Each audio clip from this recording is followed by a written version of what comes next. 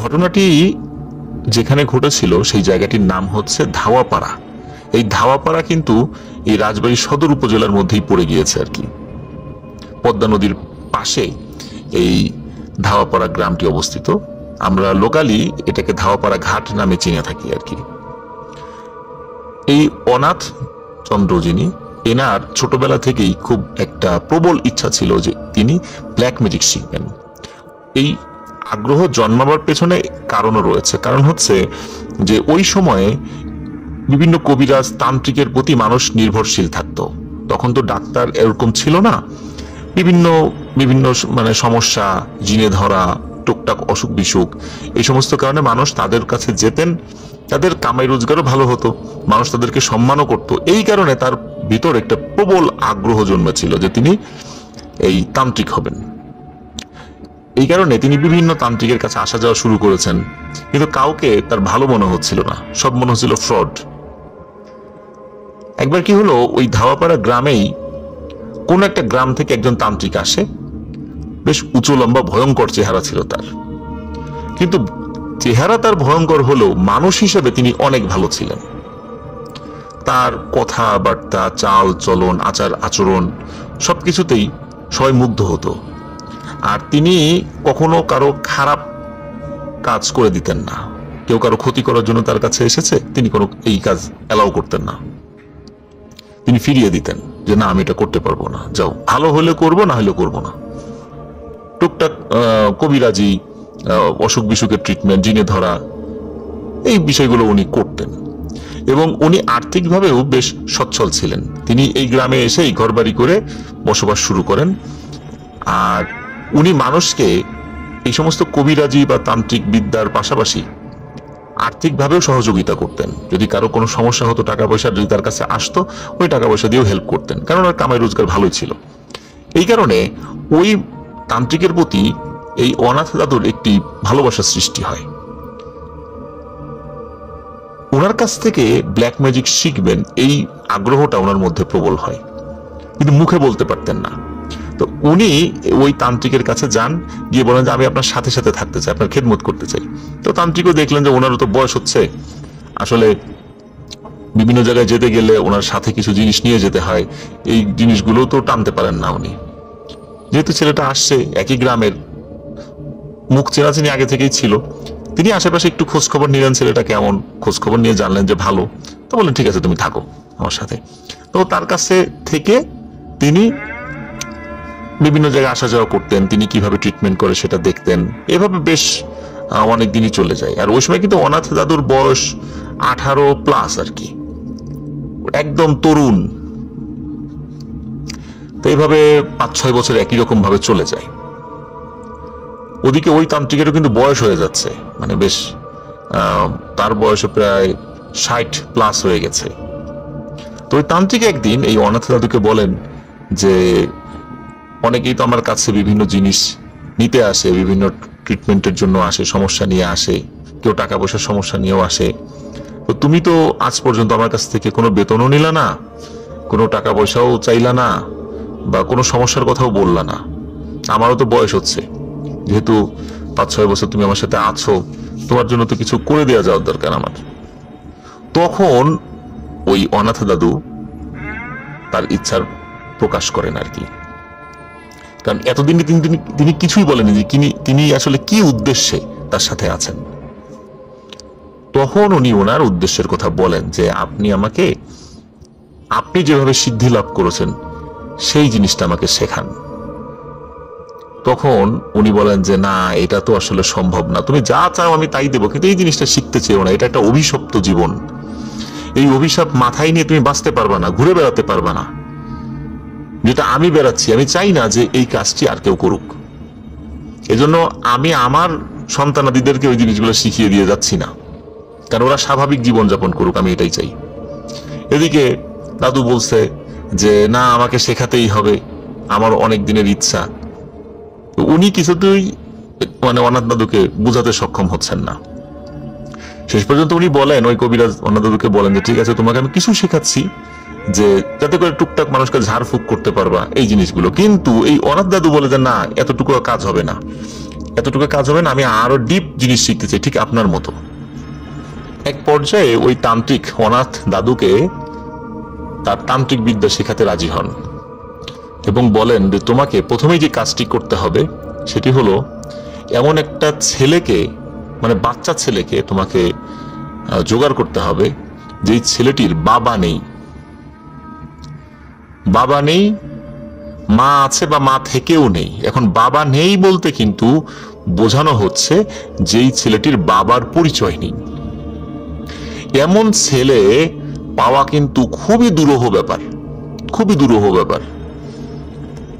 উনি অনেক খোঁজাখুঁজি শুরু করেন, খুঁজতে খুঁজতে খুঁজতে অনেক দূরের একটি গ্রামে উনি এমন একটি ছেলেকে খুঁজে পান যেই ছেলেটির জন্মদানের পরে তার মা তাকে ফেলে চলে গেছে লোকলজ্জার কারণে, কারণ তার বাবার পরিচয় নেই। ওই সময় গ্রামে কিভাবে এই সন্তানের পরিচয় দেবেন, বিভিন্ন সামাজিক কারণে সেই মাটি সন্তানকে ফেলে চলে গেছেন।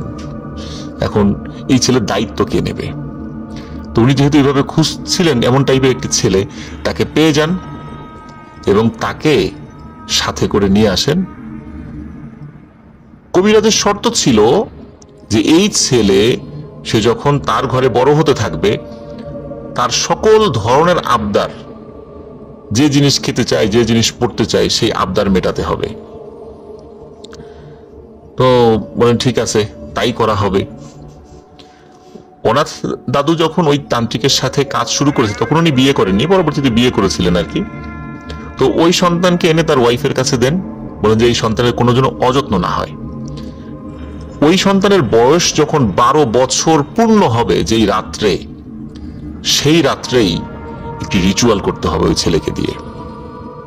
এখন 12 বছর কবে পূর্ণ হবে এটি ওই কবিরাজ বলে দেবেন যে তার বয়স ওই সময় 12 বছর হবে। এখন কিভাবে তিনি জানবেন সেটা ভিন্ন জিনিস, কারণ আগেকার দিনে তো এইভাবে মানুষ জন্ম তারিখ তো আসলে লিখে রাখতেন না বা কোনোভাবে সম্ভব হতো না, কিন্তু ওই কবিরাজ বলেছিলেন যে আমি এটা বলে দিব তোমাকে।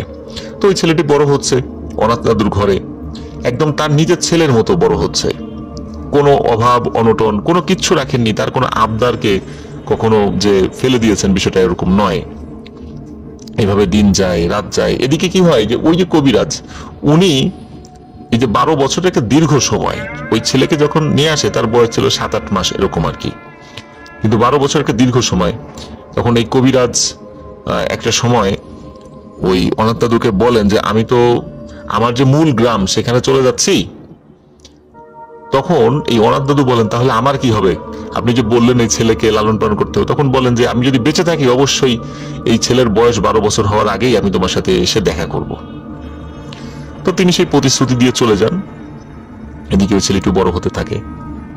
সত্যি 12 বছর হয়ে যাবে এমন কোনো একটি সময়ে হঠাৎ ওই কবিরাজ চলে আসেন ওই গ্রামে ধাওয়াপাড়া, এসে অনাথ দাদুকে বলেন এই সময় হয়ে এসেছে, ওই ছেলের বয়স আগামী পরশু 12 বছর পূর্ণ হবে, আর তোমার যে ইচ্ছা সেটিও পূর্ণ হতে চলছে। আমি তোমাকে কথা দিয়েছিলাম তোমাকে আমি কিছু শেখাবো, এখন সেই সময়টা এসেছে, আমার কথা যেন আমি রাখতে পারি এই জন্য আমি আবার চলে এসেছি। তখন অনাথ দাদু বলেন আমাকে কি করতে হবে? তখন বলেন যে তোমাকে ওই রাত্রে মানে পরশু রাত্রে ওই ছেলেকে নিয়ে আমি যেখানে বলি সেখানে আসতে হবে।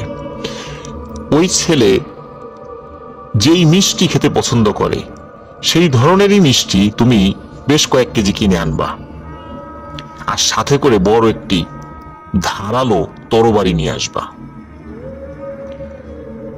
তো যে কথা সেই কাজ, উনি ওইভাবেই ওই ছেলেটিকে নিয়ে রাতের বেলা নিয়ে আসেন। কিন্তু আরেকটা শর্ত ছিল, সারাদিন ওই ছেলেটিকে উপোস রাখতে হবে, যাতে ওই ছেলেটি কোনো ধরনের কোনো পানীয় স্পর্শ করতে না পারে, এবং রাতের বেলা একটি নির্দিষ্ট সময়ে ওই মিষ্টি তাকে খেতে দিতে হবে।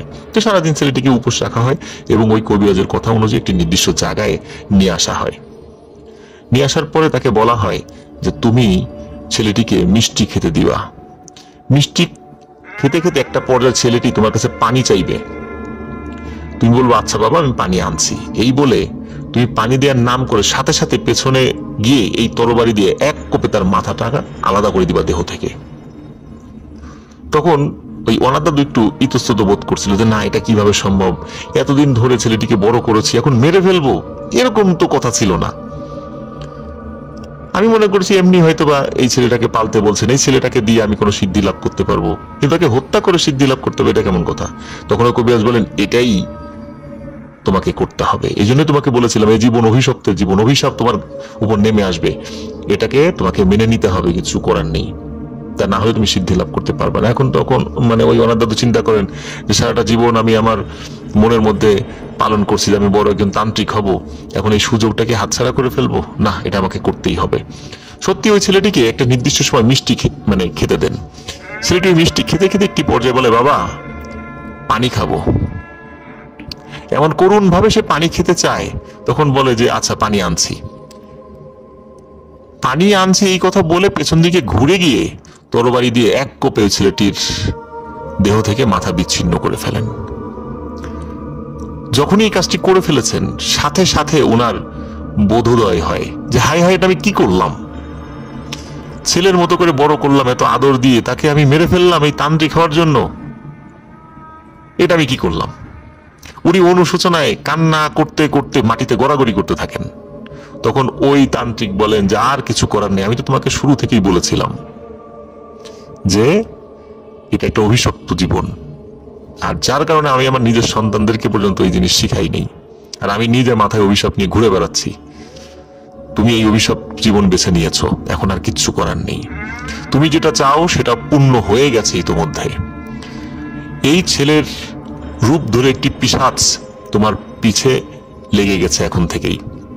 এই পিশাচ তোমার কাছে সবসময় আসবে, আজকে রাত থেকেই আসবে এবং এসে বলবে বাবা পানি খাবো। তুমি বলবা পানি দেব, আমাকে এই কাজটা করে দাও। তখন ওই পিশাচটি ওই কাজটি করে দিয়ে আবার তোমার কাছে আসবে, বলবে বাবা পানি খাবো। তুমি তখন তাকে অন্য আরেকটি কাজ দেবে, ওই কাজটি করে সে আসবে, তখন আবারও সে পানি খেতে চাইবে, কিন্তু তুমি কখনো পানি দিবা না। মনে রেখো, তুমি যখন তাকে পানি দিবা ওই সময়টাই তোমার জন্য ভয়ানক একটি ব্যাপার ঘটবে ওই সময়ে, কারণ তখন ওই পিশাচটি তোমাকে মেরে ফেলবে, আর ওই পিশাচ তোমাকে ছেড়ে চলে যাবে, কারণ ওই পিশাচ তোমার কাছে বন্দী হয়ে গেছে। তুমি পানি দেওয়া মাত্রই পিশাচ মুক্ত হয়ে যাবে, তো আর তোমার কাজ করে দেবে না। সুতরাং তুমি এখন চলে যাও, আর এই ছেলেটির বডির যা যা করার দরকার আমি করছি। উনি কাঁদতে কাঁদতে বাড়িতে চলে যায়। এতটা অনুশোচনায় উনি পড়ে যান এবং কি বলবো যে উনি আসলে তখন বুঝতে পারেন উনি কি ভয়ানক কাজটি করেছেন। ওদিকে পরিবারের সদস্যরা, স্পেশালি তার স্ত্রী, তাকে জিজ্ঞেস করেন যে ওই ছেলেটি কই, রাত্রের বেলা নিয়ে গেলা। তখন উনি বলেন যে ছেলেটির মা বাবার সাথে দেখা হয়েছে, তার মা বাবার কাছে হস্তান্তর করেছি। বলে এত রাত্রে তুমি তার মা বাবার কাছে কিভাবে দিলা? তার মা বাবা আসতো, আমাদের বাড়িতে আসতো, মেহমানদারি করাইতাম, তারপরে না হয় একটা ভিন্ন জিনিস। এদিকে তার স্ত্রী তো ওই ছেলেটিকে নিজের ছেলের মতো করে মানুষ করছিলেন। যাই হোক, অনেক কষ্টে তাদেরকে বোঝাতে সক্ষম হন, কিন্তু এর মধ্যে ঘটে, ওই রাত্রেই ঘটে আরেকটি ঘটনা। মানে আস্তে আস্তে বুঝিয়েছেন পরিবারের সদস্যদেরকে, একটু সময় সাপেক্ষ ব্যাপার আর কি। ওই রাত্রেই তিনি ঘুমিয়ে আছেন, হঠাৎ করে ওনার বুকের উপর প্রচন্ড চাপ অনুভব করেন।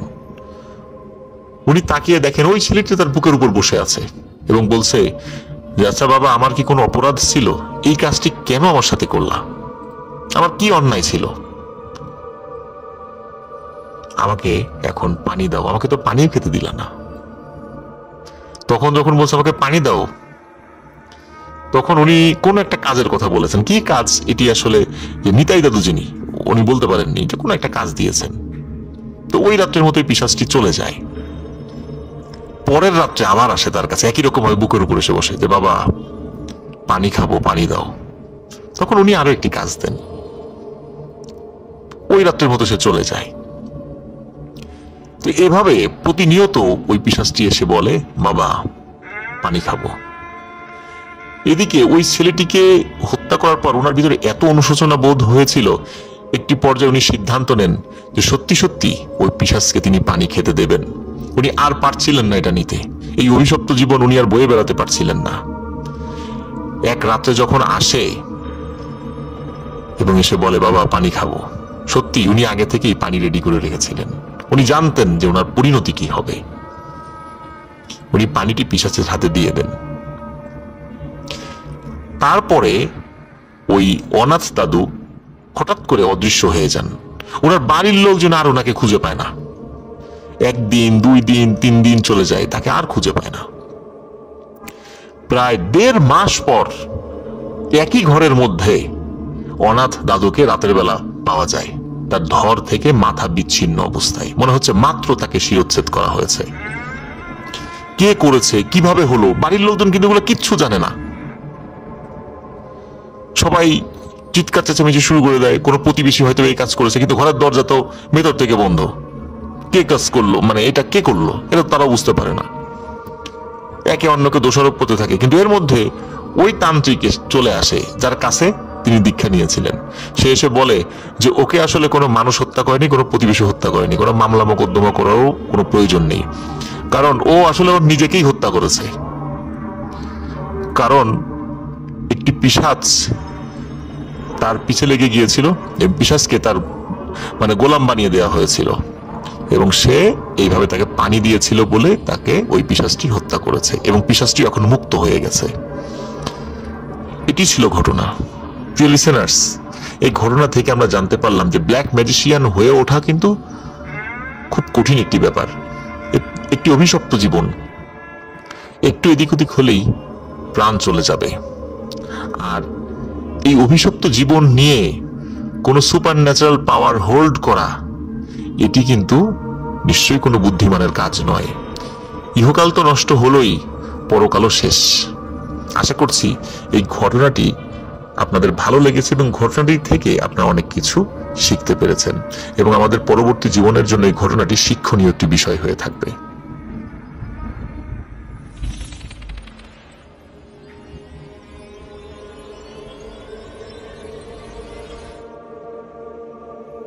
প্রিয় লিসেনার্স, এখন যে ঘটনাটি আমি আপনাদের সাথে শেয়ার করতে যাচ্ছি, এই ঘটনাটি আমাদেরকে পাঠিয়েছেন মোহাম্মদ সুমন।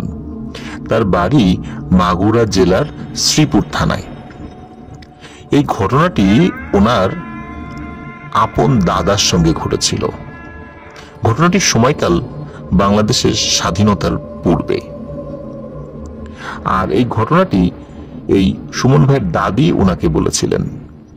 ওনার দাদি গত 11 নভেম্বর 2022 সালে মারা গিয়েছেন। সবাই ওনার দাদির জন্য দোয়া করবেন। ওনার দাদির জন্য দোয়া চেয়েছেন তিনি। এখন কথা না বাড়িয়ে মূল ঘটনাতে চলে যাচ্ছি। ওনার দাদা, উনি পেশায় ওই সময়ে একজন ঘোড়ার গাড়ির চালক ছিলেন, মানে ঘোড়ার গাড়ির ড্রাইভার আর কি। আর ওনাদের এলাকাতে ওই সময় তো আসলে রাস্তাঘাট তখন এরকম ছিল না। তখন কিন্তু এই গরুর গাড়ি, ঘোড়ার গাড়ি, এগুলোতেই মানুষজন আসা যাওয়া করত, এবং মালামাল এক স্থান থেকে অন্য জায়গায় নিয়ে যাওয়া হতো। ওই সময়ে ওই এলাকাতে মারামারি, দাঙ্গা হাঙ্গামা সবসময় লেগেই নাকি থাকতো। তো এলাকাতে শত্রুতা করে একজন লোককে জবাই করে হত্যা করা হয়। যে লোককে হত্যা করা হয় উনি সন্ধ্যাবেলায় বাজার করে ফিরে আসছিলেন। ওনাকে এমন ভাবে হত্যা করা হয়েছিল যে ওনার দেহ থেকে মাথা পুরোই আলাদা করে ফেলা হয়েছিল, এবং ওনার ডেড বডি পার্শ্ববর্তী একটি গম খেতে ফেলে রাখা হয়েছিল।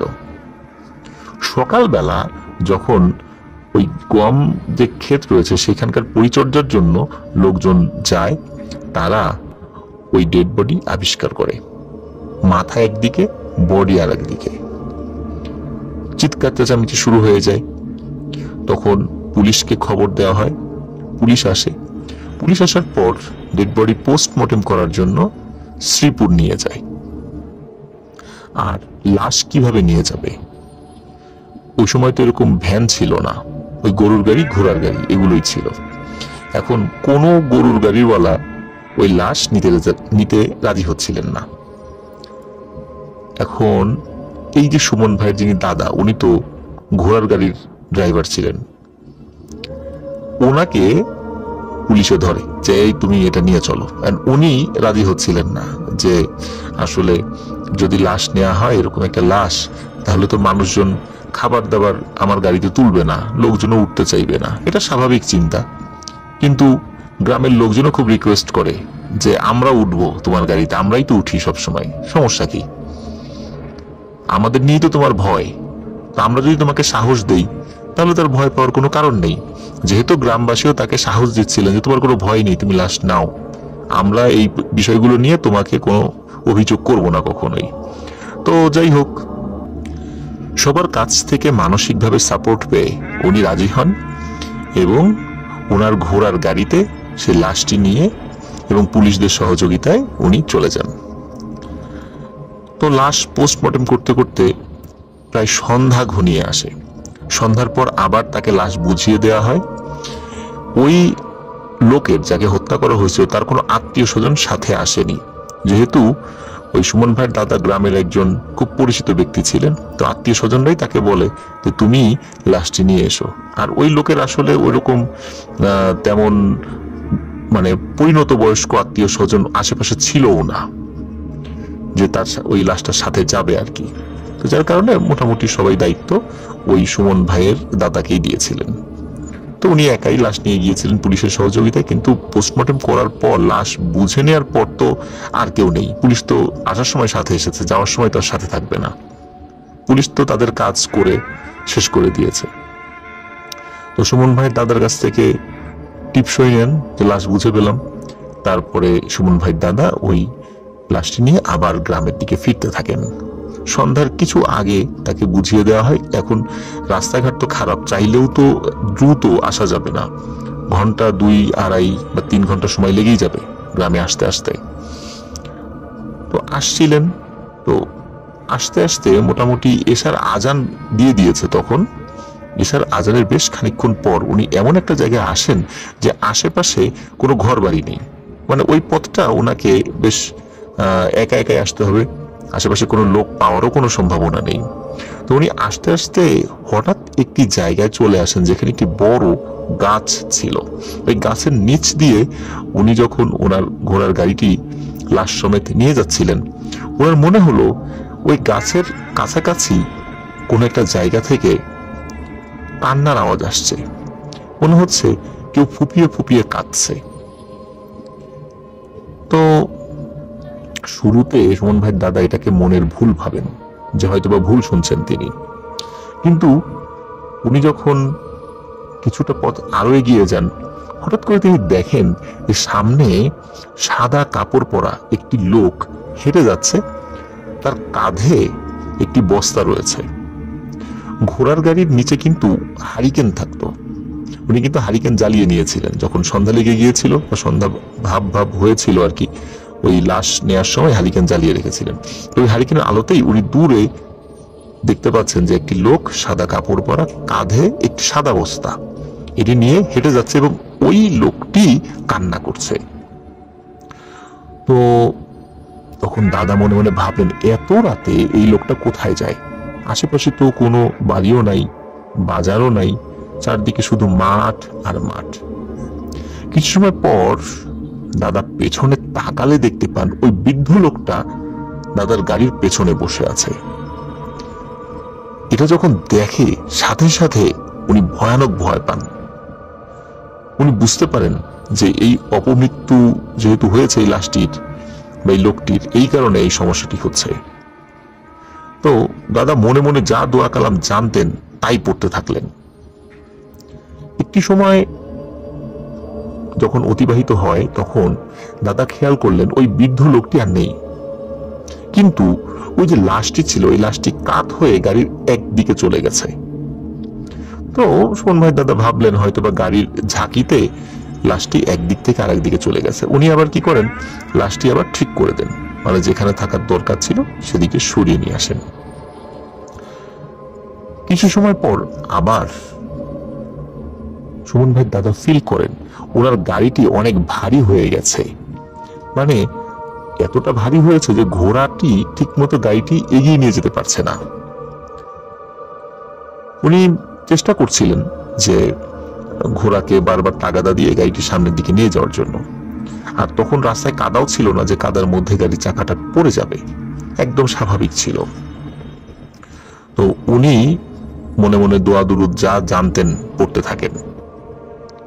এই দোয়া দুরুদ পড়তে পড়তে হঠাৎ করে আবার গাড়ির পেছন দিক থেকে সেই কান্নার আওয়াজটা কানে ভেসে আসে সুমন ভাইয়ের দাদার। এবার তিনি খেয়াল করলেন যে কান্নার আওয়াজটা আসলে অন্য কোনো লোকের নয়। ওই যে লাশটি তিনি নিয়ে আসছিলেন, যে লাশটির মাথা কেটে ফেলা হয়েছিল, ওই লাশটি উঠে বসে আছে এবং ওই লাশটি কান্না করছে। লাশটির তো মাথা কেটে ফেলা হয়েছিল, তো ডোম লাশটির মাথা সেলাই করে দিয়েছিল। লাশটি যেহেতু চাটাইয়ে মোড়ানো ছিল, ওই অবস্থাতেই উঠে বসেছিল, কিন্তু চারদিকে কিন্তু মোড়ানো ছিল এবং ওই লাশটি কান্না করছিল। এই অবস্থা দেখার পর উনি যে কি রকম ভয় পেয়েছিলেন তা তো প্রিয় লিসেনার্স আপনারা বুঝতেই পারছেন। কিন্তু উনি কিন্তু কোনোভাবেই এই ঘোড়ার গাড়ি ফেলে যাবেন না, কারণ উনি জানতেন যদি এখন ওনার এই ঘোড়াটিকে ফেলে উনি চলে যান, এই ঘোড়াটিকে এই পিশাচ হয়তোবা মেরে ফেলবে। উনি যে সাহসিকতার কাজ করেছিলেন এটি হয়তোবা কারো পক্ষেই করাটা সম্ভব নয়। উনি এই ভয়ানক সিচুয়েশনের মধ্যেই ঘোড়ার গাড়িটি ঘুরিয়ে ফেলেন। ঘুরিয়ে বলতে ঠিক যেদিক থেকে এসেছিলেন সেদিকে ঘুরিয়ে ফেলেন এবং ঘোড়ার পিঠে চাবুক মারতে থাকেন এবং দ্রুত গতিতে ঘোড়াকে এগিয়ে নিয়ে যেতে থাকেন সেই থানার দিকে। প্রায় 2.5 ঘন্টার রাস্তা উনি 1 ঘন্টায় চলে আসেন, মানে এত দ্রুত এসেছিলেন। আর পেছন থেকে বারবার সেই কান্নার আওয়াজ ভেসে আসছিল, তার পরিচিত কণ্ঠে তাকে ডাকছিল যেন এই লাশটিকে নিয়ে যাওয়া না হয়।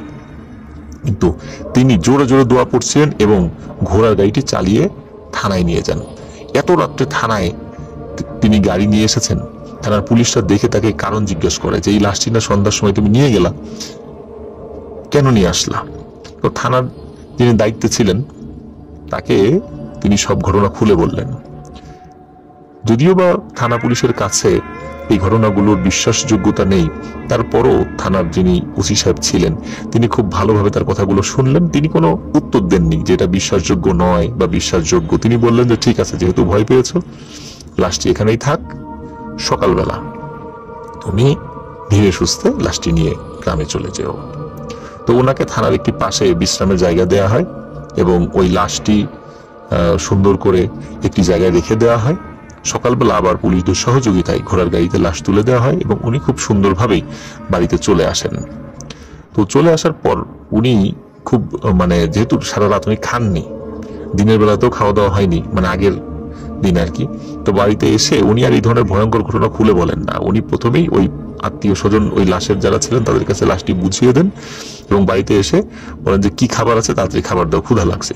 ওই সময় আবার মাছ রান্না করা হয়েছিল, তিনি মাছ খান এবং মাছ খাবার কিছুক্ষণ পরই উনি অসুস্থ হয়ে যান।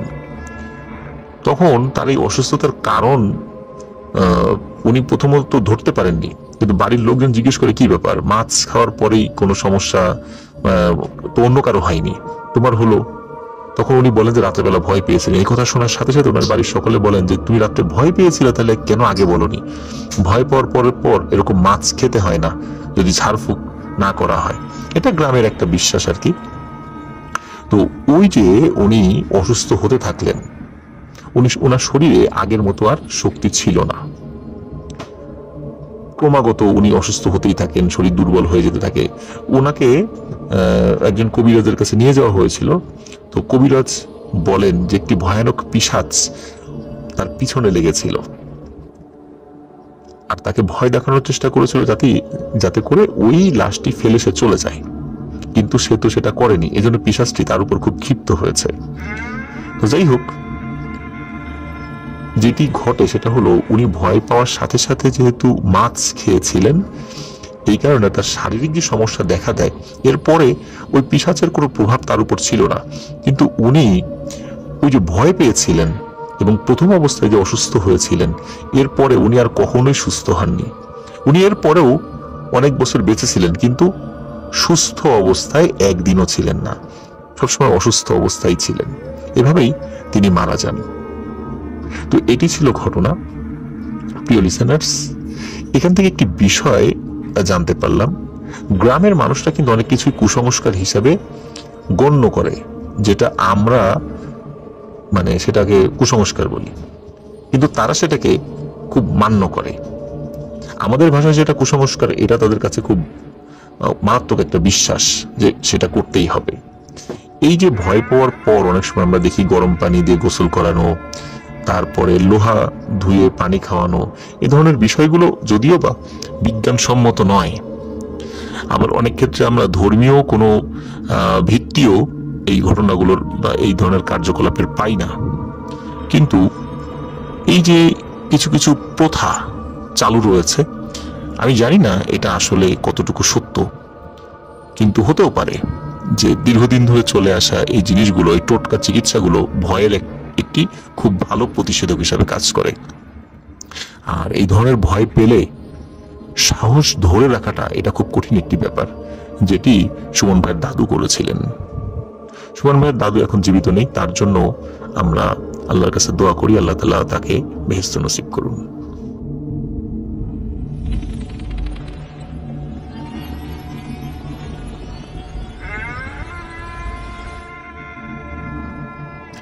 প্রিয় লিসেনার্স, এখন যে ঘটনাটি আমি আপনাদের সাথে শেয়ার করতে যাচ্ছি, এই ঘটনাটি শরীয়তপুর জেলার সখীপুর থানার চরভাগা ইউনিয়নের গাজীকান্দি গ্রাম থেকে আমাদেরকে পাঠিয়েছেন আমজাদ হোসেন, যার বর্তমান বয়স 26 বছর। আর তিনি আমাদেরকে প্রথম ঘটনা পাঠিয়েছেন বলে উল্লেখ করেছেন। তো ঘটনাটি মূলত ঘটেছে ওনার দূর সম্পর্কের চাচাতো ভাইয়ের সাথে। আর ওনার চাচাতো ভাইয়ের নাম মেজবাউদ্দিন, বর্তমানে তার বয়স 37 বছর। তো বলে রাখা ভালো, ওনাদের গ্রামের পাশে একটি মাছের ঝিল রয়েছে। ঝিলকে কেন্দ্র করে যে আইল বা বাঁধ দেয়া হয়, ঠিক তার মাথায় 3 রাস্তার একটি মোড় রয়েছে। আর সেই মোড়ের কাছেই ছিল একটি বড় বিল। এই বিলকে কেন্দ্র করেই মূলত ঘটনাটি ঘটেছিল। ঘটনাটি ঘটেছে 2008 সালে, আর সময়টি ছিল বর্ষাকাল। বর্ষাকালে যখন এই বিলটি পানিতে তলিয়ে যেত, তখন প্রচুর মাছ পাওয়া যেত। আর এই মেজবাউদ্দিন ভাই মাছ ধরতে অনেক পছন্দ করতেন। তেমনি এক রাতে এই মেজবাউদ্দিন ভাই জাল, বড়শি, ট্যাটা এগুলো নিয়ে মাছ ধরতে যান এই বিলে।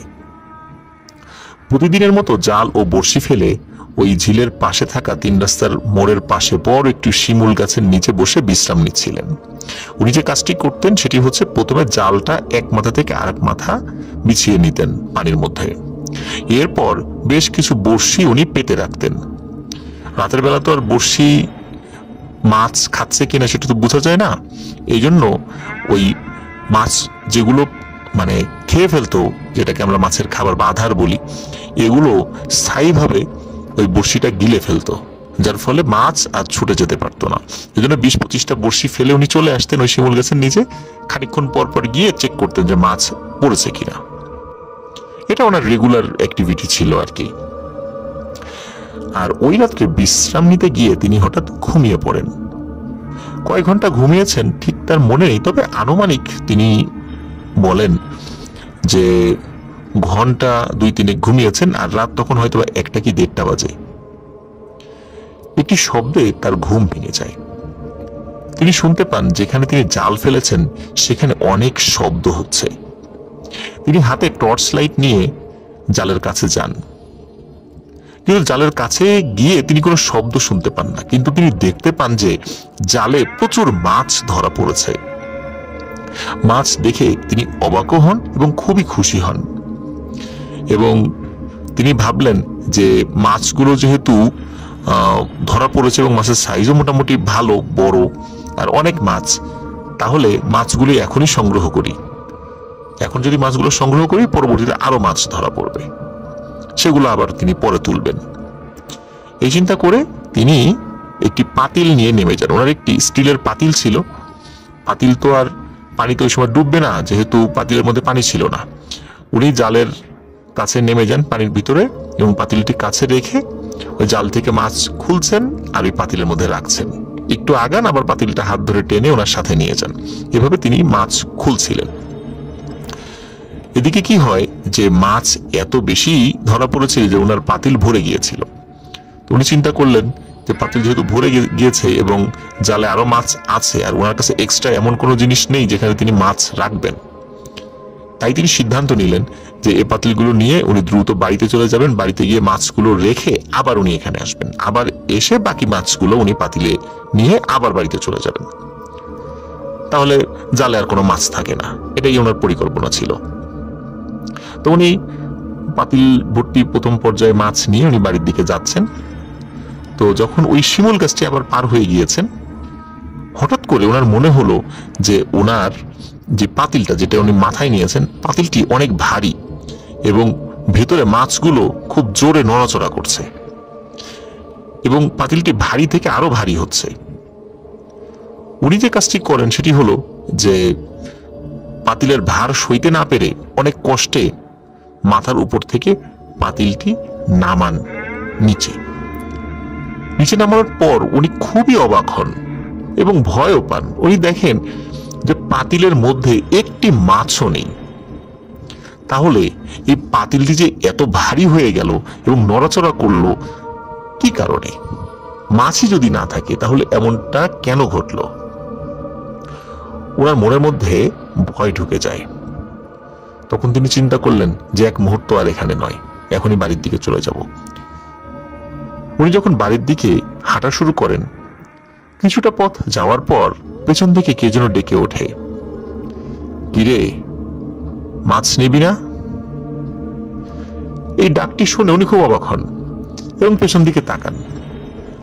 পেছনে তাকিয়ে তিনি যা দেখতে পান তা দেখার জন্য তিনি মোটেও প্রস্তুত ছিলেন না।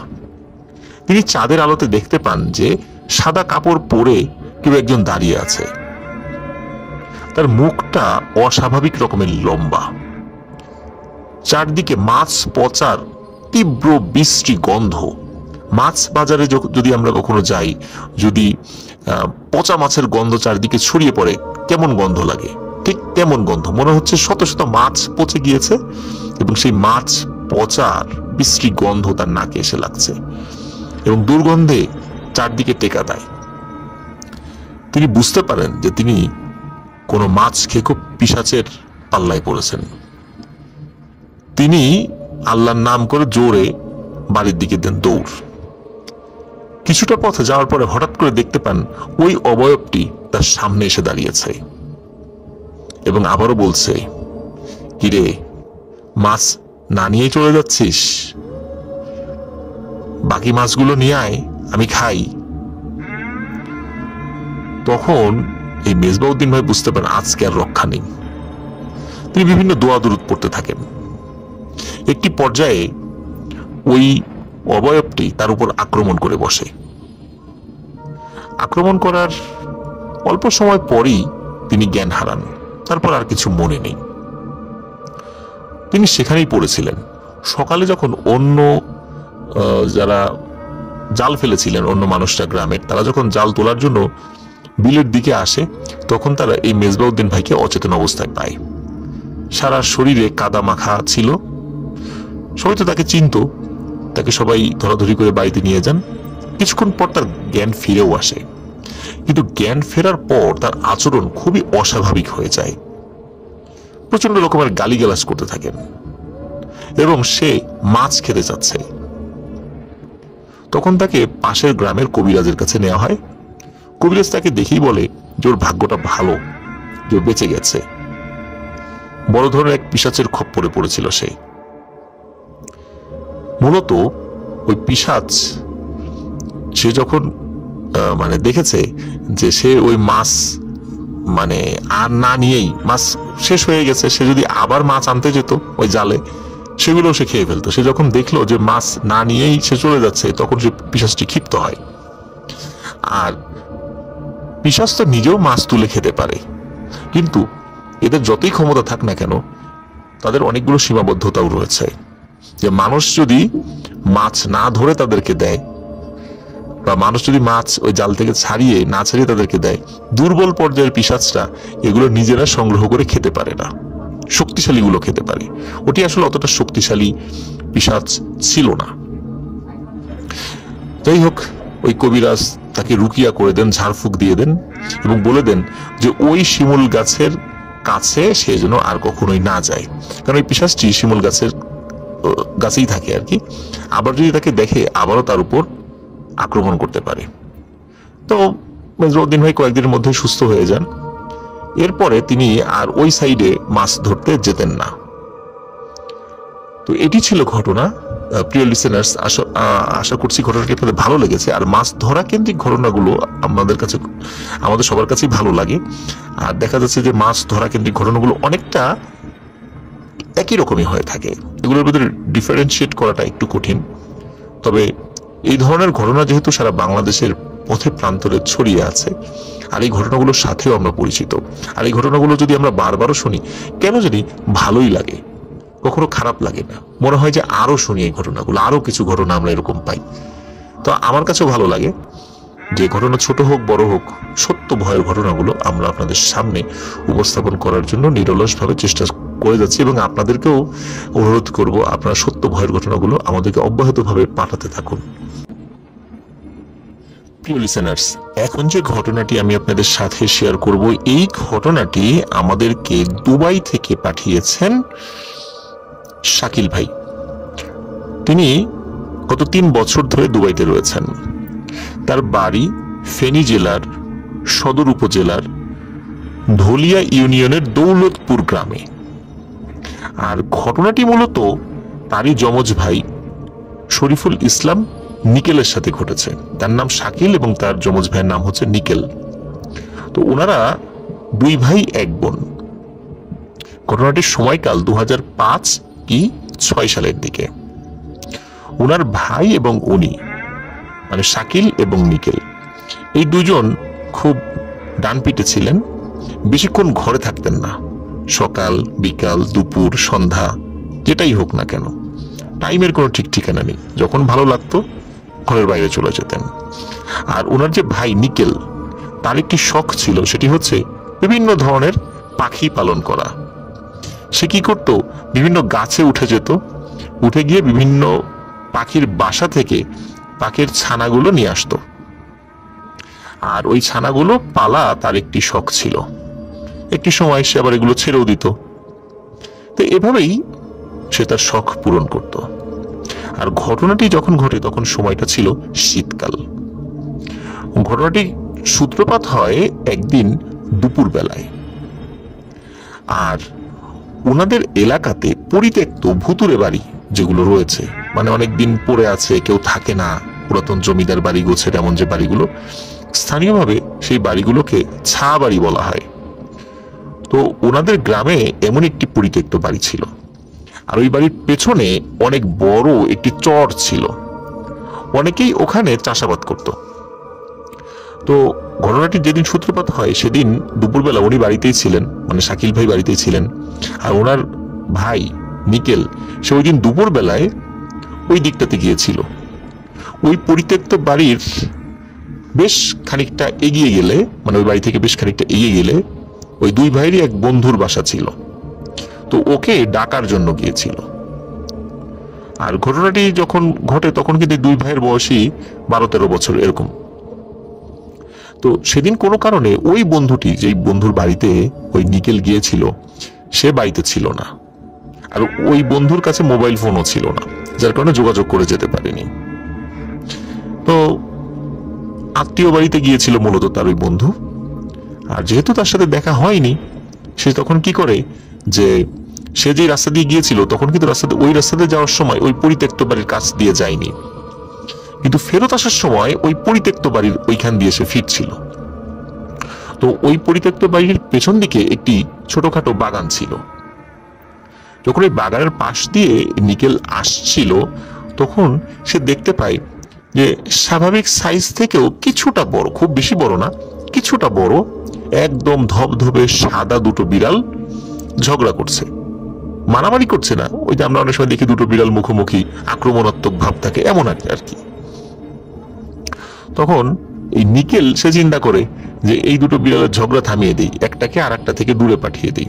এই চিন্তা করে কি করে দুটো ইট নিয়ে, ছোট ছোট দুটো ইট নিয়ে সে ওই বিড়ালের দিকে ছুঁড়ে মারে। তো এর মধ্যে একটা ইট একটি বিড়ালের গায়ে লেগে যায় এবং ইটের আঘাত খাওয়ার পর দুটো বিড়ালই ওখান থেকে দুই দিকে চলে যায়। এরপর স্বাভাবিকভাবেই নিকেল ওখান থেকে চলে আসে, কোনো সমস্যা হয়নি। কিন্তু বাড়িতে যখন ফেরত আসার পরপরই তখন নিকেল বাড়ির সবাইকে বলতে থাকে যে তার শরীর খুব খারাপ লাগছে এবং হাত পা কাঁপাকাঁপি করছে, এবং বাড়ির লোকজন দেখে আসলেই তাই। সাধারণত জ্বর আসার আগে এইরকম মনে হয় যে হাত পা কাঁপাকাঁপি শুরু হয়ে গিয়েছে। একসময় বিকাল গড়িয়ে সন্ধ্যা নামে, এরপর সত্যি সত্যি এই নিকেলের গায়ে প্রচন্ড রকমের জ্বর আসে। শুরুতে এটাকে স্বাভাবিক জ্বর মনে করা হয়, যার কারণে এই শাকিল ভাই কি করেন, তার নিজের ভাইয়ের জন্য স্বাভাবিক জ্বরের যে ওষুধগুলো রয়েছে দোকানে গিয়ে সেই ওষুধ নিয়ে আসেন এবং তাকে খাইয়েও দেন। এদিকে তার বাড়ির সদস্যরা এই নিকেলকে গায়ে জলপট্টি দিয়ে দিচ্ছিল, কিন্তু কোনোভাবেই জ্বর কমছিল না। রাত যখন 9টা পার হয়ে গিয়েছে তখন শুরু হয় এই নিকেলের অস্বাভাবিক আচরণ। শুরুতে তার অসংলগ্ন কথাবার্তাকে জ্বরের ঘোরে যে ভুল বকছে এটা সবাই চিন্তা করেছিল আর কি, কিন্তু একটা সময় মনে হয় না, সে ভুল বকছে না। সে অদৃশ্য কিছু দেখে চিৎকার করে কান্নাকাটি করছে এবং বলতে থাকে, আম্মু আমাকে ওরা মেরে ফেলবে, ওরা আমার কাছে আসছে, আমাকে ধরে রাখো, আমাকে আমাকে যেন নিতে না পারে, আমাকে ধরে রাখো, এরকম বলতে থাকে। এই বলা বলিগুলো যখন তীব্র হয়ে যায় তখন সবাই বুঝতে পারে যে আসলে না, এটা তো শুধু ভুল বকাবকির মধ্যে সীমাবদ্ধ নয়। এভাবে যেহেতু কন্টিনিউ বলে যাচ্ছিল, তার চিৎকার চেঁচামেচিতে আশেপাশের লোকজনও চলে আসে যে কি হয়েছে। নিখিলের এই ধরনের আচার আচরণ দেখে প্রতিবেশী কয়েকজন বলে যে বিষয়টা কিন্তু মোটেও স্বাভাবিক মনে হচ্ছে না, নিশ্চয়ই ওর উপর খারাপ কিছু আসর করেছে। রাত তখন 10টা পার হয়ে গিয়েছে, আর গ্রামের বাড়িতে 10টা মানে কিন্তু অনেক রাত। এর মধ্যে কি হয় যে এই শাকিল ভাইয়ের খালা এবং খালাতো ভাইকে মোবাইল ফোনে খবর দেওয়া হয়, ওরাও তাড়াতাড়ি চলে আসে, ওদের বাড়ি বেশি দূরে ছিল না। তো ওনার খালাতো ভাই ওনাদের থেকে বয়সে বেশ বড় এবং খুব উঁচা লম্বা শক্ত সামর্থ্য মানুষ, তার নাম হলো রনি। তো রনিকে বলা হয় যে একে এখন কি করা যায়। তখন রনি বলে যে আমাদের পাশের গ্রামে একজন হাফেজ সাহেব আছেন, উনি একটা মসজিদ মাদ্রাসার দায়িত্বে আছেন, ওনাকে যদি এখানে নিয়ে আসা যায় তাহলে এই বিষয়টা একটা সুরাহা হতে পারে যদি আল্লাহ চান। কারণ উনি এই জিন রিলেটেড অনেক চিকিৎসা করে থাকেন এবং অনেকেই তার কাছে গিয়ে আল্লাহর রহমতে উপকার পেয়েছে। সঙ্গত কারণে সেই হুজুর, উনি একজন কোরআন হাফেজ ছিলেন, হাফেজ সাহেবের নামটা বলা যাচ্ছে না, তো ওনাকে ফোন করা হয়। ফোন করার পর উনি আসতে অপারগতা প্রকাশ করেন। কারণ হিসাবে তিনি জানান, যেহেতু তিনি এই জিন রিলেটেড ট্রিটমেন্টগুলো করে থাকেন, রাতের বেলা উনি একা বের হলে অনেক দুষ্টু জিনেরা ওনার ক্ষতি করে এবং ক্ষতি করার চেষ্টা করে। এই কারণে ওনার রাতের বেলা বের হওয়া নিষেধ। উনি বলেন যে যদি কোনোভাবে নিকেলকে তার কাছে নিয়ে আসা হয় তাহলে উনি চেষ্টা করবেন। যেহেতু আর কোনো উপায় ছিল না, তখন এই শাকিল ভাই, তার যে খালাতো ভাই রনি এবং শাকিল ভাইয়ের আম্মা, এই তিনজন মিলে নিকেলকে নিয়ে যেতে থাকেন। নিকেলকে এই শাকিল ভাইয়ের যিনি চাচাতো ভাই রনি, তিনি কোলে করে রাখেন, কারণ সে হাঁটার মতো অবস্থায় ছিল না। আর ওই রনি ভাই বেশ শক্ত সামর্থ্য মানুষ, সুতরাং নিকেলকে আসলে কোলে করে রাখা ওনার জন্য কোনো ব্যাপারই ছিল না। আর খুব বেশি দূরে ছিল না সেই হুজুরের যেখানে উনি থাকতেন, একটি মাদ্রাসায়। তো যাচ্ছিলেন, পথ ছিল কিন্তু একদম শুকনো। ওই রনি ভাই বলে ওঠেন যে কেন জানি এই নিকেলের শরীরটা অনেক ভারী হয়ে যাচ্ছে, উনি আর ধরে রাখতে পারছেন না। শুরুতে তিনি মনে করেছিলেন যে অনেকক্ষণ ধরে রেখেছেন এই জন্য হয়তোবা সে ভারী হয়ে যাচ্ছে, কিন্তু আসলেই তা নয়। মনে হচ্ছে তার ওজন 5-6 মণ হয়ে যাচ্ছে এমনটা। আর ওই সময় প্রচন্ড কুয়াশা ছিল, এমনিতে ওই সময় শীতকাল ছিল, মানে এত কুয়াশা মানে হঠাৎ করে নেমে আসে, মনে হচ্ছে 2 হাত দূরের কোনো কিছু তখন দেখা যাচ্ছে না, এমন কুয়াশা। নর্মালি এত কুয়াশা কিন্তু পড়ে না, হ্যাঁ কুয়াশা পড়তে পারে, কিছুটা দূরে পর্যন্ত তো দেখা যাবে, কিন্তু এত কুয়াশা ওনারা কখনোই দেখেননি। তো ওনারা যখন তারপরও চেষ্টা করে এগিয়ে যাচ্ছিলেন, একটি কবরস্থানের পাশে চলে আসেন, ওই কবরস্থানটা পার হয়েই যেতে হবে। তখন ওই নিকেলের শরীরে নাকি প্রায় 3-4 জন মানুষের শক্তি চলে আসে। এমনিতে তো তার বডি ভারী হয়ে গিয়েছিল, তখন 3-4 জন মানুষের শক্তি চলে আসে। সে এমন ভাবে ওই রনি ভাইয়ের হাত চেপে ধরেছিল, তো রনি ভাইয়ের নাকি মনে হচ্ছিল যে তার হাত ভেঙে গুঁড়ো গুঁড়ো হয়ে যাবে। আর যখন হাত চেপে ধরেছে, উনি আর ওই নিকেলকে মানে ধরে রাখতে পারেননি, উনি তাকে ওই কোলে মানে নেওয়া অবস্থাতে উনি ঠাস করে পড়ে যান। উনি আবার উঠে দাঁড়ানোর চেষ্টা করেন নিকেলকে নিয়ে, কিন্তু নিকেল কিন্তু তার হাত ছাড়ছিল না এবং প্রচন্ড জোরে চেপে ধরেছে এবং প্রচন্ড ব্যথা লাগছিল তার। এত কিছু করার মধ্য দিয়েও অনেক কষ্টে তাকে সেই হুজুরের কাছে নিয়ে যেতে সক্ষম হন। তো হুজুর উনি নিকেলকে খুব ভালো করে দেখেন, দেখার পর তিনি বুঝতে পারেন যে তার উপর সত্যি সত্যি খুব শক্তিশালী কোনো জিন আছর করেছে। তো উনি নিকেলকে সামনে বসিয়ে নির্দিষ্ট কিছু রিচুয়ালের মাধ্যমে সেই জিনদেরকে হাজির করেন। মূলত 2টি জিন ছিল সেখানে। ওই জিনগুলো বলে যে এরা নিজেরা নিজেদের মতো করে খেলা করছিল, এরা তো ওই নিকেলের সামনে আসেনি, তাকে তো ভয়ও দেখায়নি, কিন্তু ও কেন অযথা ইট ছুঁড়ে মারল, এবং ওদের একজনকে যখন ইট ছুঁড়ে মারে, 2 জনকে মেরেছিল, একজনের গায়ে লেগেছিল একটা ইট, সে আহত হয়েছে। সুতরাং এর প্রতিশোধ না নিয়ে তারা যাবে না। যদি এমন হতো যে ওরা তাকে বিরক্ত করতে এসেছে, এই কারণে সে বাঁচার জন্য তাকে আঘাত করছে, সেই বিষয়টা ভিন্ন হতো, কিন্তু ওরা তো তার কাছে যায়নি, তারা তো ছিল জঙ্গলের মধ্যে। কেন অযাচিত ভাবে তাদের কর্মকাণ্ডে হস্তক্ষেপ করা হলো, এটা ছিল তাদের ক্ষোভ। যাই হোক, হুজুর তাদেরকে অনেক রিকোয়েস্ট করেন। রিকোয়েস্ট করার পর মানে এই নিকেলের পক্ষ থেকে বারবার তাদের কাছে ক্ষমা চান। মূলত এই 2টো জিন শক্তিশালী হলেও তারা খারাপ জিন ছিল না, তারা যেতে রাজি হয়, কিন্তু বলা হয় যে যেহেতু তাদের শরীরে আঘাত করা হয়েছে, একটা কাফফারা দিতে হবে। সেটা হলো তাদের শরীরের, যেহেতু তারা একদম সাদা ধবধবে বিড়ালের বেশে ছিল, এই জন্য 2টো সাদা মোরগ কিনতে হবে। কেনার পরে এই 2টো মোরগ কোনো এতিমখানায় এতিম বাচ্চাদের দান করে দিতে হবে, তারা সেটা খাবে। যদি এই কাজটি করতে পারে তাহলে তারা ওকে ছেড়ে চলে যাবে আর ওকে ডিস্টার্ব করবে না। তো রাজি হয় তারা, এবং পরের দিনই গ্রামের বিভিন্ন জায়গায় খোঁজ লাগিয়ে 2টো সাদা মোরগ তারা পায়। এই সাদা মোরগ 2টি স্থানীয় একটি এতিমখানায় তারা দিয়ে আসে, এবং ওই দিনই তারা এই মোরগ 2টি জবেহ করে এবং বাচ্চাদেরকে খাইয়ে দেয়। এরপরেই নিকেল আস্তে আস্তে সুস্থ হয়ে ওঠে, এবং এরপরে ওর সাথে আর কোনো ঘটনা ঘটেনি। প্রিয় লিসেনার্স, আমরা এই টাইপের ঘটনা কিন্তু মাঝে মাঝেই পাই, যে কোনো কারণে জিনের গায়ে আঘাত করা হয়েছে, তারপর জিনটি পিছনে লেগেছে এবং অনেক ক্ষতি করে, সহজে ছাড়ানোই যায় না। এমনও হয় জিনকে হত্যা করার মাধ্যম দিয়ে মুক্তি পেতে হয়। তো আমরা এই ঘটনা থেকে বুঝতে পারলাম যে আসলে জিন খারাপ হোক ভালো হোক, তাদের শরীরে যদি অযাচিতভাবে আঘাত করা হয় তাহলে তারা কিন্তু প্রতিশোধ নিয়েই ছাড়বে। এই 2টো জিন ভালো ছিল বিধায় খুব অল্পর উপর দিয়ে নিকেল সুস্থ হয়ে গেছে, এবং 2টো মোরগ চেয়েছিল যেগুলো এতিমখানার বাচ্চাদেরকে মানে খাইয়ে দিতে বলা হয়েছিল।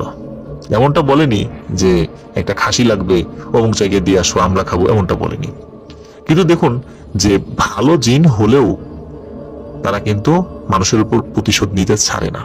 এই জন্য আমাদের কিন্তু সবসময় সচেষ্ট থাকতে হবে, অকারণে অযাচিতভাবে কোনো কারণ ছাড়াই আমরা যেন কোনো প্রাণীকে আঘাত না করি, হোক সেটা দিনের বেলা। আমরা তো আগে জানতাম যে রাতের বেলা কোনো প্রাণীকে আঘাত করতে হয় না। তার মানে আমরা এই ঘটনা থেকে বুঝতে পারলাম দিনের বেলায়ও অকারণে আমরা কাউকে আঘাত না করি, স্পেশালি কোনো বোবা প্রাণীকে। হতে পারে ওই বোবা প্রাণী জিনের বেশে রয়েছে, আমরা তো বুঝতে পারবো না স্বাভাবিকভাবেই। আর এটাও তো বলা আছে অকারণে কোনো প্রাণীকেই যেন আমরা কষ্ট না দিই, সেটা যদি জিনও না হয় তাহলেও যেন আমরা কষ্ট না দিই। কারণ ওরা কিন্তু নালিশ তো আমাদের কাছে করতে পারে না, মানুষের কাছে করতে পারে না, কিন্তু ঠিকই যার কাছে নালিশ করলে কাজ হবে সেই সৃষ্টিকর্তার দরবারে কিন্তু সাথে সাথে নালিশ করে দিতে পারে। আর মজলুম হিসাবে যখন তারা নালিশ করে তখন কিন্তু ওদের অভিশাপও আমাদের গায়ে লেগে যাবে। তো প্রিয় লিসেনার্স, আশা করছি এই ঘটনাটি আপনাদের ভালো লেগেছে এবং এই ঘটনাটি থেকে আমরা কিছু শিক্ষণীয় বিষয় পেয়েছি।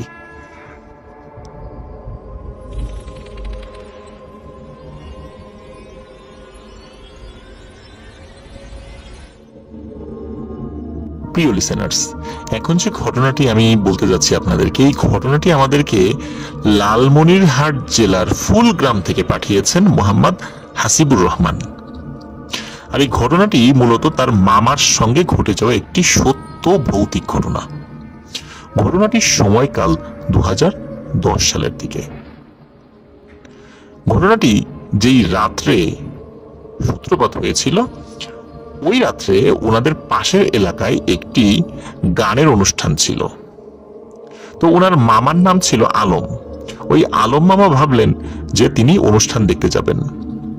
এই কারণে তিনি তার 3 বন্ধুকে বলেন যে তার সাথে যেতে।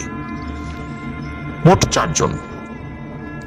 তো তারা সেখানে যান এবং স্বাভাবিকভাবেই রাতের বেলা এই ধরনের অনুষ্ঠান শেষ হতে বেশ দেরি হয়ে যায়, রাত 12টার পরে গিয়ে শেষ হয়। আর রাত প্রায় 1টার দিকে ওই প্রোগ্রামটি শেষ হয়। গ্রামে রাত 1টা মানে তো নিশ্চয়ই বুঝতে পারছেন অনেক রাত। আর তারা আবার 4 জন ছিল, যেহেতু ইয়াং একদম টকবকে যুবক, তাদের মনে কিন্তু বিন্দুমাত্র কোনো ভয় ডর ছিল না, স্পেশালি জিন ভূতের ভয় আর কি। আর এমনিতেই তারা অনেক সাহসী মানুষ ছিলেন। আর অনেক রাত হয়ে গিয়েছিল, যেহেতু মূল রাস্তা দিয়ে যেতে গেলে অনেক দেরি হয়ে যাবে। এই কারণে তারা 4 জনই ভাবলেন যে মেইন রোড দিয়ে না গিয়ে শর্টকাটে মাঠের ভিতর দিয়ে চলে যাই। ধানের ক্ষেতের যে আইল রয়েছে, যে চিকন আইল, সেদিক দিয়ে হেঁটে গেলে অনেক আগেই বাড়িতে পৌঁছানো যাবে। তাদের বাড়ি তো একই গ্রামে ছিল, পাশাপাশি বাড়ি, সুতরাং কোনো সমস্যাই হবে না। একসাথে আমরা 4 জনই যাব, কাউকে আর এগিয়ে দিয়ে আসতে হবে না। তো যা ভাবা সেই কাজ। ভাবনা অনুযায়ী 4 জন মিলে যখন ফাঁকা মাঠে চলে আসলো, বেশ খানিকক্ষণ তারা হাঁটছেন, গল্প করছেন। চাঁদের আলো রয়েছে, তাদের হাতে টর্চ লাইটও রয়েছে যদিও। হঠাৎ করে তারা কিছুটা দূরে একটি ক্ষেতের মধ্যে একটি গরু দেখতে পান। ওই গরুটি স্বাভাবিক আকৃতির থেকেও মোটামুটি বড়ই ছিল। গ্রামে সাধারণত এত বড় গরু দেখতে পাওয়া যায় না। অনেক সময় কুরবানি, ঈদ উপলক্ষে হাটে বড় আকৃতির বিশেষ বিশেষ কিছু গরু ওঠে, ঠিক অমন আকৃতিরই একটি গরু ছিল।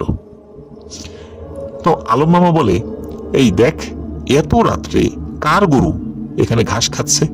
আর গ্রামের কারো তো এত বড় গরু আছে বলেও আমরা জানি না। তো সবাই ভাবলো হয়তো কারো গরু হারিয়ে গেছে, এখানে চলে এসেছে, ও আর বাড়িতে ফেরত যেতে পারেনি। তখন আলম মামা বলে, চল গরুটা ধরি। গরুর গলায় তো দড়ি রয়েছেই, সুতরাং এটা নিশ্চিত যে এটা কোনো গেরস্তের গরু। তারা ওই দড়ি দেখে নিশ্চিত হয় যে ওটা কারো বাড়ি থেকে ছুটে এসেছে। হাতে তো টর্চ লাইটও ছিল।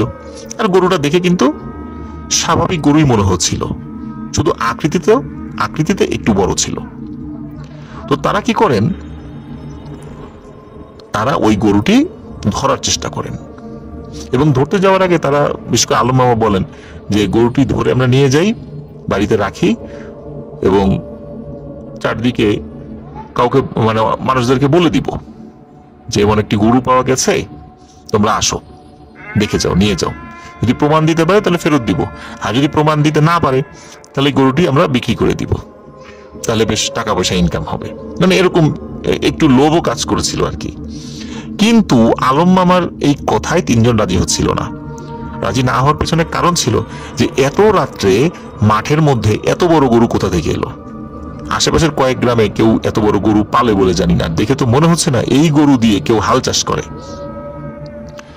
তো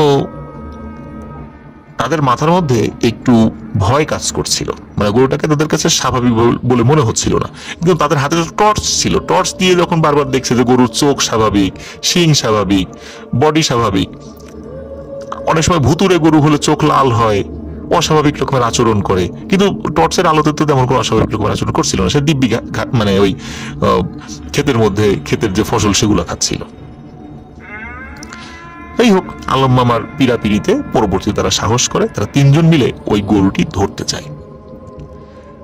যখন ওই গরুর কাছে গিয়েছে, ওই গরুটি করে কি, একটু দৌড় দিয়ে পাশের ক্ষেতে চলে যায়। এখন তারাও ওই গরুটি ধরার জন্য পাশের ক্ষেতে যায়। গরুটিতে দৌড়ে অনেক দূর চলে যাচ্ছে বিষয়টা এরকম নয়, গরুটি একটু একটু করে এগিয়ে যায় এবং তারাও ওই গরুটির দড়ি ধরার জন্য এগিয়ে যায়। আর গরুটি এত বড় ছিল যে আলম মামার একার পক্ষে কিন্তু সেটা কন্ট্রোল করা সম্ভব হতো না, চারজন মানুষই লাগতো বা আরো বেশি মানুষ লাগতো। এই জন্য তারা চারজন মিলেই বিভিন্নভাবে ধরার চেষ্টা করছিলেন। একটি পর্যায়ে তারা চিন্তা করেন যে আমরা কাজ করি, আমরা চতুর্দিক থেকে গরুটিকে ঘিরে ফেলার চেষ্টা করি, তাহলে তো গরুটি যেতে পারবে না। কিন্তু তাদের সকল পরিকল্পনায় ব্যর্থ হয়।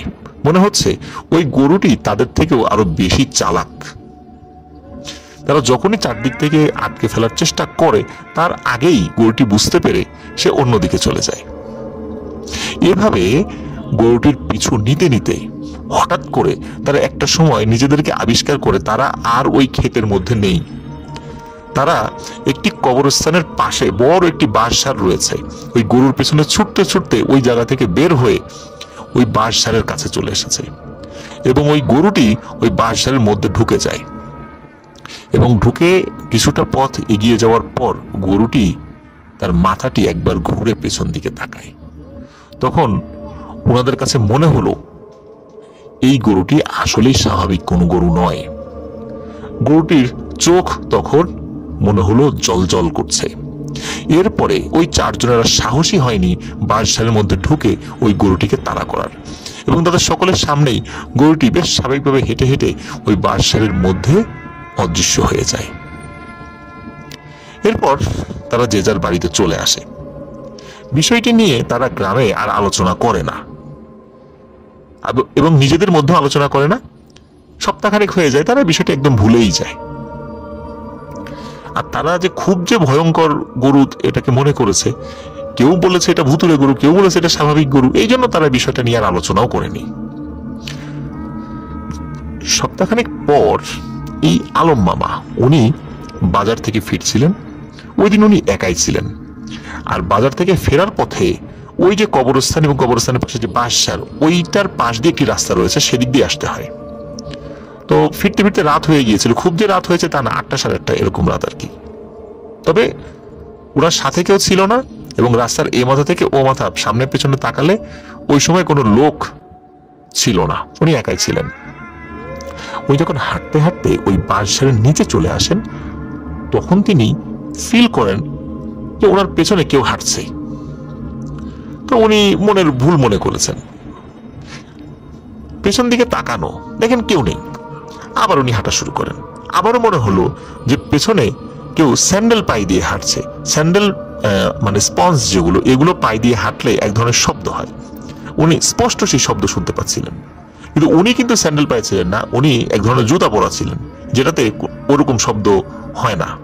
শুরুর দিকে মনে করেছেন ওনার পায়ের জুতারই আওয়াজ কিনা, কিন্তু মনে হলো না, এটা স্যান্ডেলের আওয়াজ। কিন্তু উনি তো পেছন দিকে তাকিয়ে কাউকে দেখতে পাচ্ছেন না। তো উনি দ্রুত হাঁটতে থাকেন বাড়ির দিকে। হঠাৎ করে মনে হলো কেউ ওনার কানের কাছে এসে ফিস ফিস করে বলছে, কিরে আলম, আমাকে ধরবি না? সেদিন তো ধরতে পারলি না, আয় আজকে আমাকে ধর, নিয়ে যা তোর সাথে আমাকে। এই কথা বলার সাথে সাথে আলম মামা ভয়ানক ভয় পায় এবং জোরে লাগায় এক দৌড়। দৌড় দিয়ে কিছুটা পথ আগানোর যখন এগিয়েছেন তিনি, হঠাৎ করে সামনে একটি লম্বা অবয়ব দেখতে পান। প্রায় 10 ফুট লম্বা হবে আনুমানিক, এবং মনে হচ্ছিল সমস্ত শরীর লোমে ভর্তি এবং সারা শরীরে অসংখ্য চোখ। এটি দেখে ওনার আর কোনো সেন্স নেই, উনি সেন্সলেস হয়ে যান। এভাবে তিনি কতক্ষণ সেন্সলেস হয়েছিলেন তা তিনি বলতে পারেন না, কিন্তু ওনার যখন জ্ঞান ফেরে, উনি জ্ঞান ফিরে দেখতে পান ওই অবয়বটি তার সামনেই দাঁড়িয়ে আছে। মনে হচ্ছে তার জ্ঞান ফেরা অবধি সে অপেক্ষা করছে। যখনই সে চোখ খুলে তাকে দেখে, ওই অবয়বটিকে দেখে, ওই ভয়ানক অবয়বটিকে দেখে, তখন ওই অবয়বটি খপ করে তার এক পা চেপে ধরে এবং চেপে ধরে ওই অবয়বটি হাঁটতে থাকে এবং তাকে ছেঁচড়িয়ে নিয়ে যেতে থাকে। মাটির বিভিন্ন জায়গায়, এবড়ো থেবড়ো জায়গায় তার শরীরে মানে লেগে শরীর ছুলে যাচ্ছিল। উনি চিৎকার চেঁচামেচি করছিলেন, কিন্তু কোনো লাভ হচ্ছিল না। ওই অবয়বটি তাকে আস্তে আস্তে বাঁশঝাড়ের ওইদিকে নিয়ে যাওয়ার চেষ্টা করছিল। এই কঠিন অবস্থাতেও তিনি জোরে জোরে কিছু দোয়া দুরুদ পড়ার চেষ্টা করছিলেন। একটি পর্যায়ে দোয়া দুরুদ পড়তে পড়তেই উনি সেন্সলেস হয়ে যান। এরপরে তিনি তাকে নিজের বাড়িতে আবিষ্কার করেন। গ্রামের লোকজন তাকে রাতের বেলাতেই আর কি তাকে উদ্ধার করে। পরবর্তীতে ওই রাস্তা দিয়ে আরো অনেকে ফিরছিল, তাকে ওই অবস্থাতে পেয়েছিল এবং তার গোংরানির আওয়াজে মূলত লোকজন বুঝতে পারে যে বাঁশঝাড়ের কাছে কেউ আছে। তখন তারা টর্চ লাইট জ্বালিয়ে এই আলম মামাকে দেখতে পায়। তখন তাকে উদ্ধার করা হয়, উদ্ধার করে তারা নিয়ে যান। তো এরপরে উনি আস্তে আস্তে সুস্থ হয়ে যান এবং পুরো ঘটনা, ওই যে যেদিন তারা গানের অনুষ্ঠান দেখতে গিয়েছিল সেদিন কি ঘটেছিল এবং ওই রাত্রে কি ঘটেছিল, সব ঘটনা পরিবারের সবাইকে খুলে বলেন। তো এরপরে আর কোনো ঘটনা ঘটছিল না বেশ কিছুদিন, কিন্তু এরপর থেকে আরো একটি ঘটনা ওই বাড়িতে ঘটতে থাকে। আলম মামা গভীর রাত্রে ফিল করতেন কোন একটি গরু ওনার রুমের সামনে দাঁড়িয়ে আছে। গরু যখন স্বাভাবিকভাবে গোয়ালে থাকে, আমরা জানি যে এক ধরনের শব্দ করে, সে জোরে জোরে নিঃশ্বাস নেয়, একটি জায়গায় দাঁড়িয়ে থাকে না, একটু নড়াচড়া করে, তার পায়ের খুরের একটু আওয়াজ হয়। তো আলম আমার কাছে মনে হলো যে কোনো একটা গরু জোরে ফসফস করে শব্দ করলে, নিঃশ্বাস নিলে যেরকম শব্দ হয়, এবং এক জায়গায় দাঁড়িয়ে যদি সে তার খুর মাটির উপর বারবার আঘাত করে যেমন শব্দ হয়, ওরকম শব্দ হচ্ছে তার ঘরের বাইরে। সে যখন দরজা খোলে বাইরে কাউকে দেখতে পায় না।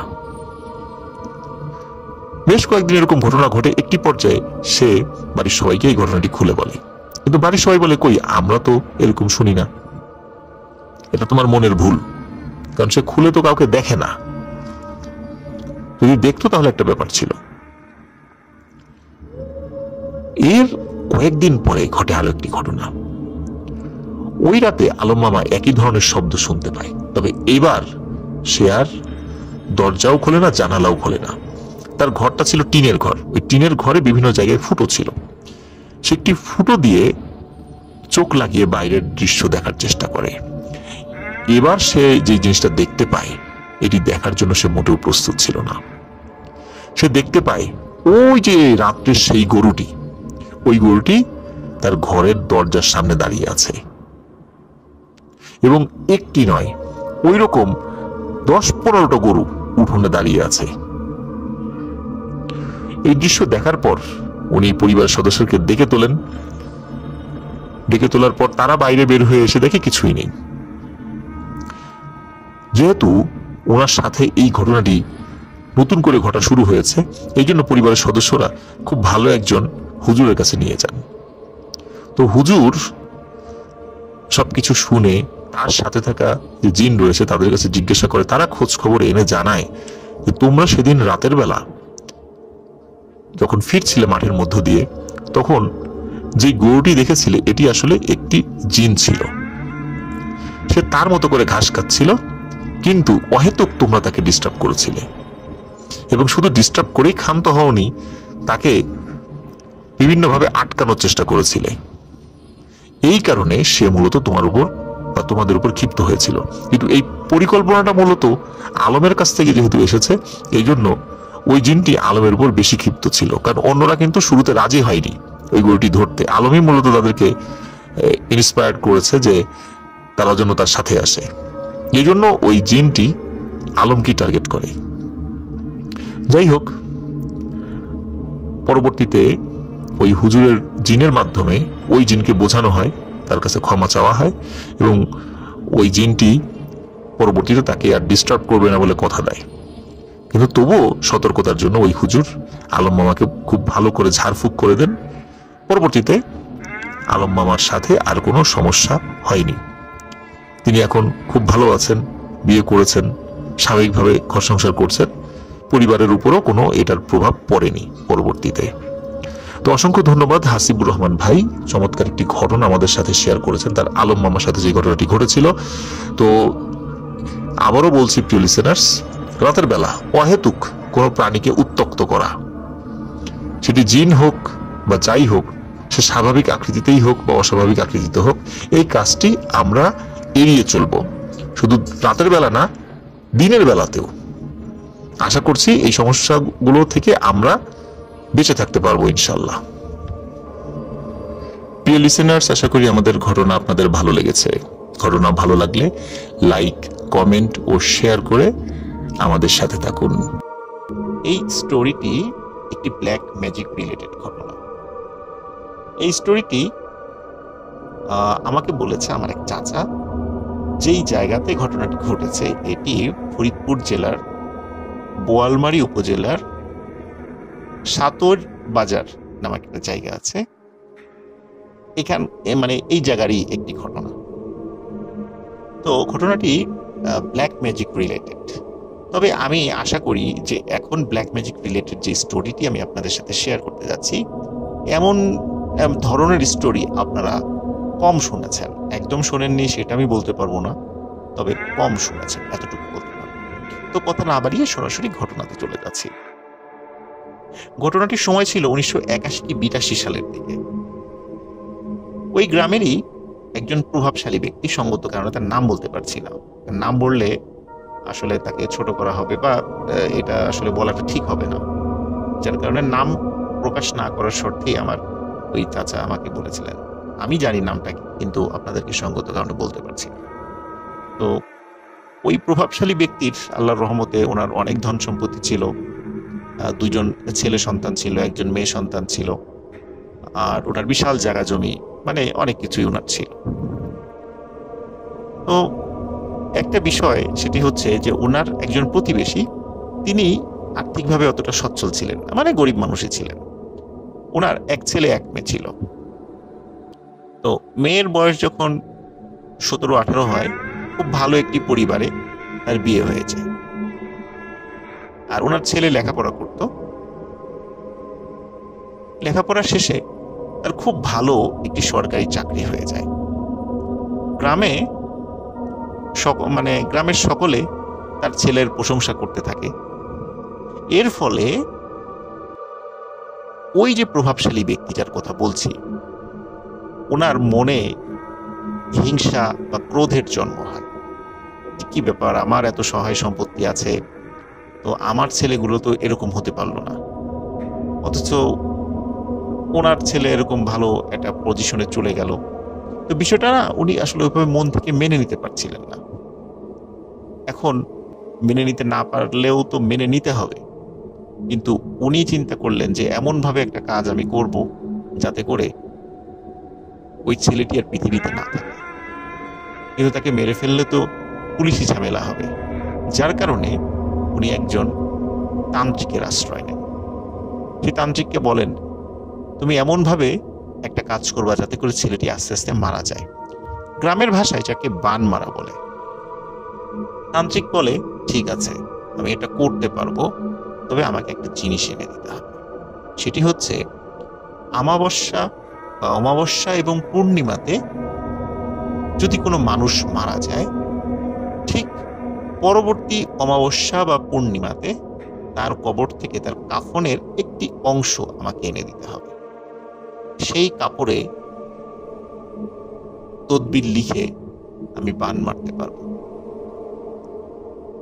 তো উনি বলেন, আচ্ছা ঠিক আছে, তাই হবে, কিন্তু ওই তান্ত্রিক শর্ত জুড়ে দেন যে এটি যেন কেউ জানতে না পারে।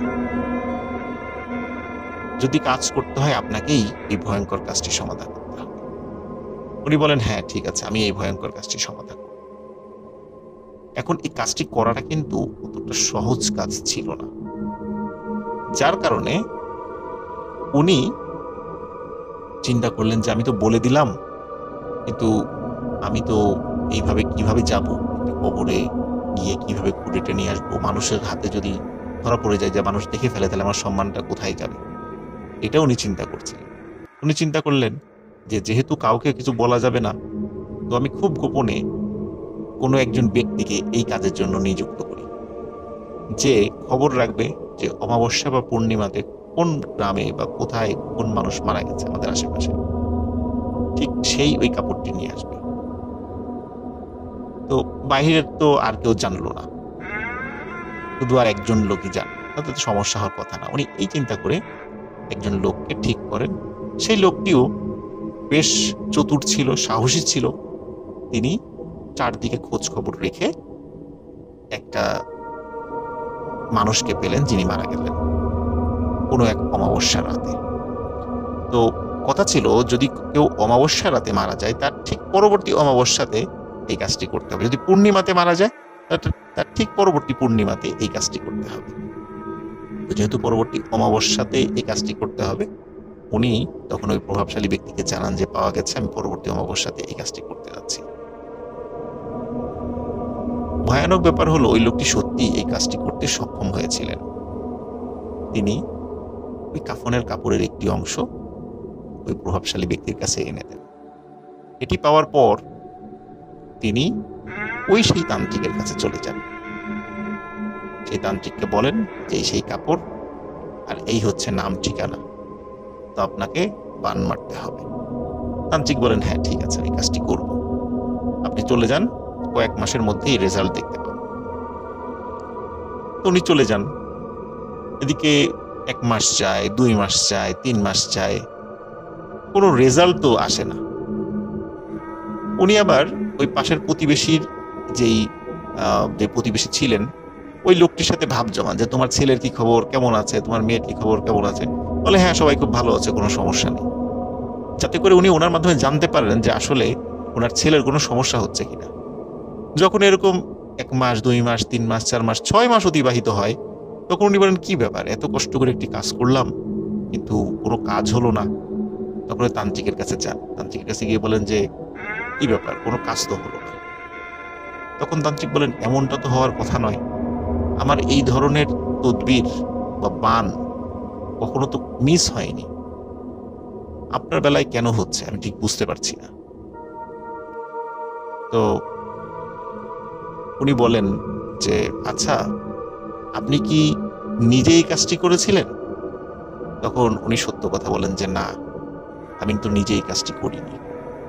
তখন তান্ত্রিক বলে, সর্বনাশ করে ফেলেছেন, এখন তো আপনার বিপদ হবে। তখন বলেন, কি বিপদ হবে? তখন ওই তান্ত্রিক বলেন, এমনও বিপদ হতে পারে যে আপনার ছেলেই মারা যেতে পারে, কারণ আপনাকে বলেছিলাম যে আপনি নিজে কাজটি করবেন, না হলে কাজটি করার দরকার নেই, তা আপনি কেন আরেকজনকে দিয়ে করালেন? উনি বলেন যে আমার আসলে সাহসে কুলায় নেই। দেখ, তান্ত্রিক বলেন যে আমি চেষ্টা করব যাতে করে আপনার কোনো ক্ষতি না হয়। তান্ত্রিকের কাছ থেকে চলে আসার কয়েকদিন পরেই সকালবেলা ওই প্রভাবশালী ব্যক্তির পরিবার দেখে এক অদ্ভুত ঘটনা। ওনাদের বিশাল উঠোন, এই উঠোনটি মনে হচ্ছে মাটির নিচ থেকে কোনো পোকা, অনেক পোকা বিভিন্ন জায়গায় গর্ত করে উঠানটি নষ্ট করে ফেলেছে। সারা উঠোনে মাটি ছড়িয়ে ছিটিয়ে আছে, এত সুন্দর উঠোন নষ্ট হয়ে গেছে। উনি বুঝতে পারলেন না কি ব্যাপার, রাতারাতি এরকম পোকা এসে আমার বাড়ির উঠোন নষ্ট করে ফেললো কেন। প্রিয় লিসেনার্স, এই উঠোন নষ্ট হওয়া থেকেই আসল ঘটনার সূত্রপাত। ওনার উঠোন যখন নষ্ট হয়ে যায়, তখন উনি বিভিন্নভাবে বিভিন্ন সার টার, পোকা মারার কীটনাশক প্রয়োগ করে উনি ওনার উঠানটা আবার ঠিক করে ফেলেন। 3-4 দিন পর পর উঠোনের একই সমস্যা হচ্ছিল। তো উনি খুব বিরক্ত হন যে কি ব্যাপার, হঠাৎ করে আমার বাড়ির উঠোনে এরকম সমস্যা হচ্ছে কেন। বিভিন্ন যারা কীটনাশক বিষয়ে যারা অভিজ্ঞ আছে তাদেরকেও উনি খবর দেন, যে উঠোনে কেন এরকম সমস্যা হচ্ছে। তারা বিভিন্ন ধরনের কীটনাশক প্রয়োগ করলেও সমস্যার সমাধান হয় না। তবে মোটামুটি সপ্তাহখানেক পর একাই এই সমস্যার সমাধান হয়ে যায়, আর কোনো পোকামাকড় উঠোনটাকে নষ্ট করছে না। প্রিয় লিসেনার্স, এই সমস্যাটার সমাধান হলেও আরেকটি ভয়ানক সমস্যার সূত্রপাত হয়। সেটি হচ্ছে, ওনার বাড়ির পাশে ওনাদের নিজস্ব যে পুকুরটি ছিল, গভীর রাত্রে ওনাদের কানে শব্দ আসতো ওই পুকুরে কেউ একজন সাঁতার কাটছে, ঝাপাঝাপি করছে। তখন ওনারা যদি টর্চ লাইট নিয়ে পুকুরের কাছে যেতেন, ওনারা পুকুরে কাউকে দেখতে পেতেন না। আবার যখন ওনারা বাসায় এসে শুয়ে পড়তেন, আবার মনে হতো পুকুরে কেউ গোসল করছে। যাই হোক, এইরকম প্রতিদিন একই ঘটনা ঘটতে থাকে। একদিন, 2 দিন, 3 দিন, একটা সময় পুকুরে পাহারা বসানো হয়। কিন্তু পুকুরে যেদিন পাহারা বসানো হয়, ওই দিন কোনো ঘটনা ঘটে না। যতদিন পুকুরে পাহারা বসানো হয়েছে ততদিন কোনো ঘটনা ঘটেনি। বেশ কিছুদিন পরে ওই প্রভাবশালী ব্যক্তি চিন্তা করেন, যেহেতু বেশ কিছুদিন পাহারা বসানো হলেও কোনো ঘটনা ঘটে নাই, তো ঠিক আছে, এটা নিশ্চয়ই কোনো দুষ্ট লোকের কাজ, পাহারা তুলে ফেলা হয়, হয়তোবা তারা আর করবে না। কিন্তু যেদিনই পাহারা তুলে ফেলানো হয়, ওই রাত্রেই আবার সেই শব্দ, পানিতে ছলাৎ ছলাৎ শব্দ, মনে হচ্ছে কেউ সাঁতার কাটছে। তখন উনি রাগ করে হাতে একটি টর্চ লাইট নিয়ে বের হন, যে আজকে দেখেই ছাড়বো এটাকে। সত্যি সত্যি ওই রাতে ওই প্রভাবশালী ব্যক্তিটি দেখতে পান আসলে ওইটি কি ছিল। উনি দেখতে পান পুকুরের এ মাথা থেকে ও মাথা, মানে এপার থেকে ওপার, ভয়ানক আকৃতির একটি বড় মাথা। দেখে মনে হচ্ছে মানুষের মাথা, কিন্তু মানুষের মাথা এত বড় হয় না। এই মাথাটি একবার এ পাশে যাচ্ছে আর একবার ও পাশে যাচ্ছে। যাওয়ার সময় সে পানিতে শব্দ করছে। উনি হাতে থাকা টর্চ লাইটটি যখন পুকুরে মারেন, তখন আরেকটি অদ্ভুত ব্যাপার দেখতে পান, যে টর্চ লাইট মারার পরে পুকুরে উনি কিছু দেখতে পাচ্ছেন না, কিন্তু চাঁদের আলোতে তিনি সেটি দেখতে পাচ্ছেন। তখন উনি চিৎকার করে ওনার বাড়ির অন্য সদস্যদেরকে ডাকেন। ওনার বাড়ির কয়েকজন সদস্য চলে আসে। তারা যখন আসে তখন তারা পুকুরে কিছুই দেখতে পান না, পুকুরটি একদম শান্ত স্বাভাবিক। তখন উনি বাড়ির অন্য সদস্যের সাথে খুলে বলেন বিষয়টা, যে আমি এখানে এই বিষয়টি দেখেছি। সবাই গিয়ে ঘুমিয়ে পড়েন, উনিও ঘুমিয়ে পড়েন। ওই রাত্রে তিনি একটি স্বপ্ন দেখেন। ওই স্বপ্নে কেউ একজন বলছে, আমি তোর একটি ছেলেকে নিয়ে যাব, তুই তাকে রাখতে পারবি না, পারলে চেষ্টা কর, এই পুকুরের মধ্যেই আমি তাকে নিয়ে যাব। ওনার ঘুম ভেঙে যায়। ঘুম ভেঙে যাওয়ার পরে উনি সেই তান্ত্রিকের সাথে যোগাযোগ করেন। তান্ত্রিক বলেন যে আমি যা ভেবেছিলাম তাই হয়েছে, কারণ যেই বান মারার কাজটি আমি করেছি এটি আসলে উল্টো কাজ হয়েছে। যাদেরকে এটি ক্ষতি করার কথা ছিল তা না করে যারা এটি করেছে তাদেরই উপর এটি এসে পড়েছে। এখন আপনার একটি সন্তান মারা যাবে, আর এই ভুলের জন্য আপনিই দায়ী। তখন বলে, এর থেকে এখন সমাধান কি, এর থেকে মুক্তি পেতে পারি কিভাবে? তখন ওই তান্ত্রিক বলেন, আপনার 2 সন্তান, 2 ছেলেকে আপনারা বাইরে পাঠিয়ে দিন। তখন উনি যে কাজটি করেন, সত্যি ওনার এক ছেলেকে উনি বিদেশে পাঠিয়ে দেন, আর এক ছেলেকে ঢাকায় পাঠিয়ে দেন, ঢাকাতে অন্য কাজ করার জন্য। তো ঢাকাতে ওই ছেলেকে মূলত আসলে মানে কাজের জন্য বলতে বোঝানো হচ্ছে যে আসলে লেখাপড়ার জন্য পাঠিয়ে দিয়েছিলেন আর কি। ঢাকাতে একটি নামকরা প্রতিষ্ঠানে ভর্তি করানো হয়। তো ভালোই চলছিল সবকিছু। ওনার ছেলেকে যখন পাঠিয়ে দেয়া হয় তখন থেকে ওই পুকুরে আর কোনো সমস্যা নেই,